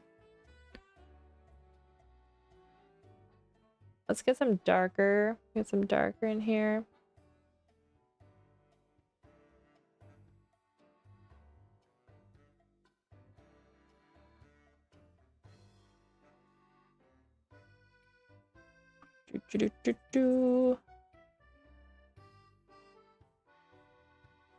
Alright, so we get like these little highlights. I have to say, I share your opinion. Drawing and painting might be possible for anyone to learn, but singing is a very complex process in different way. And it might take a very long time to get a decent result. Yup. Okay, I feel validated. Yeah, I also wonder like, well, I guess it's the same for art.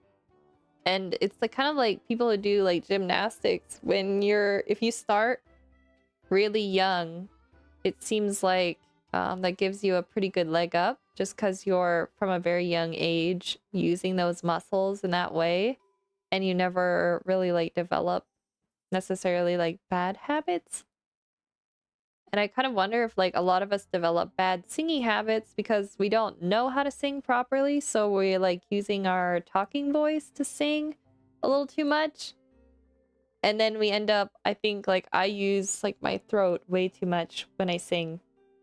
And I kind of wonder like if I had learned from a young age like how to control my breath and how to hit higher notes without like straining your voice, would I be a lot further along now? So I don't know. But I think you're right. Singing is definitely very complex. I definitely feel validated. It's so hard. All right, let's get a little rim light here on this. I'm gonna make this a little more yellow. All right, so we got a little light spills in under here, and then more up here. And it kind of spreads upwards, and then into this section. We're almost getting like this dull yellow, almost brownish shade. And I think that might be some of the colors mixing with what we're seeing underneath. Like from the table it's setting on. I think it was like a tile of some sort that it was sitting on, if I remember right. Like, I don't remember 100%. I was more like focused on the candies than the background.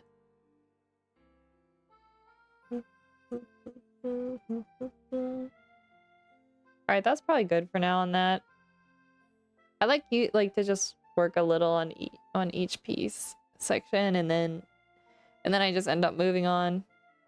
It's good to come back to things later. Alright, these are actually really cool brown shades. I'm gonna make it even cooler than probably what's there.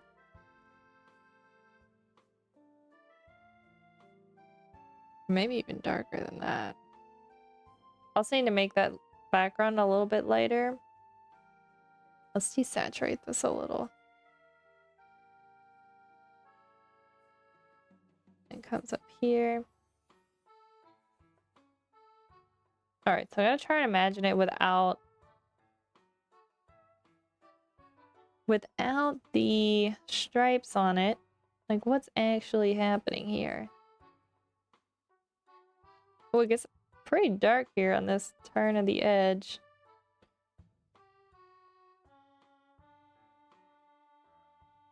Okay, let's up the saturation here.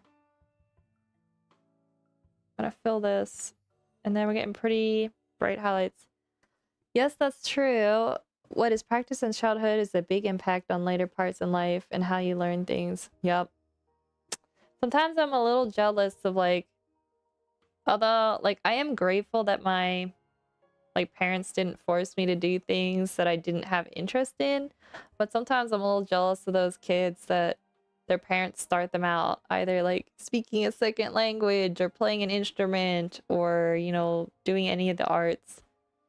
Like a little jealous because they're able to do so much more. And I feel like when we're kids we learn so fast, and as you get older you slow a lot more down in the learning process. But it's all right.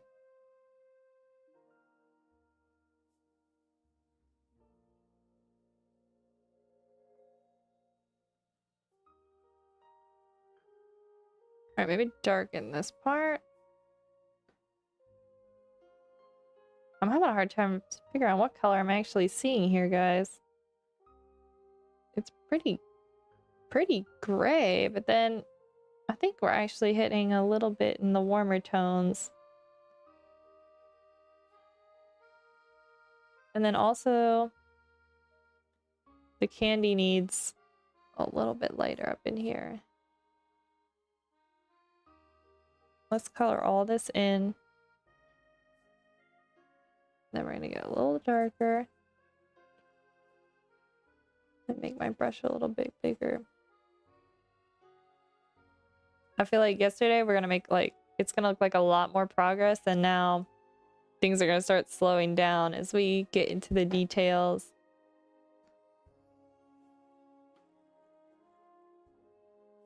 Also feel like my posture is getting really bad. I'm like leaning over my tablet a little bit more than I normally do. There we go. I need to sit up straight. Cause I'm like trying to see. Like, what am I seeing? I don't even know anymore. It's getting late. I'm glad tomorrow's the weekend. I need a bit of a break. Too much of a good thing, you know? Alright, let's add that little highlight back in. Now, so I wasn't going to add the stripes, but I am going to add this really dark one. Because I feel like it's a good base. For like what is our darkest dark on that one. And then we get this highlight that runs up through the candy. There we go. And then we're almost getting like a slight peachy color. And then we're back into our blue down around here.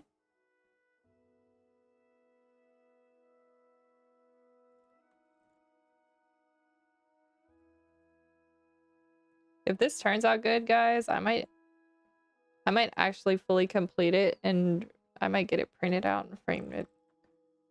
Like, I'm gonna be so proud of myself for actually making this happen, because this is so hard. Like, can I do it? We're gonna find out.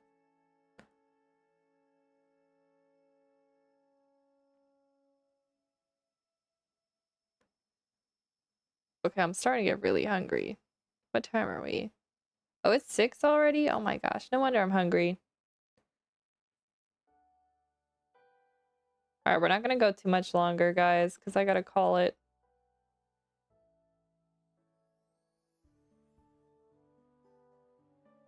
Let's take a look. Let's turn off. Alright, here's what we did. Is that all I did? Oh no, I did. Okay, this is what we did today. That's the reference. Here we go. Alright, so this was before we started. And this is after. I like keeping the layers separate, because then I can like go through and turn them off and kind of like show my process at the end of how I did it in stages. So definitely working a lot slower today. But that is alright. Oops, I accidentally drew. Look at this layer. I drew on the reference too much.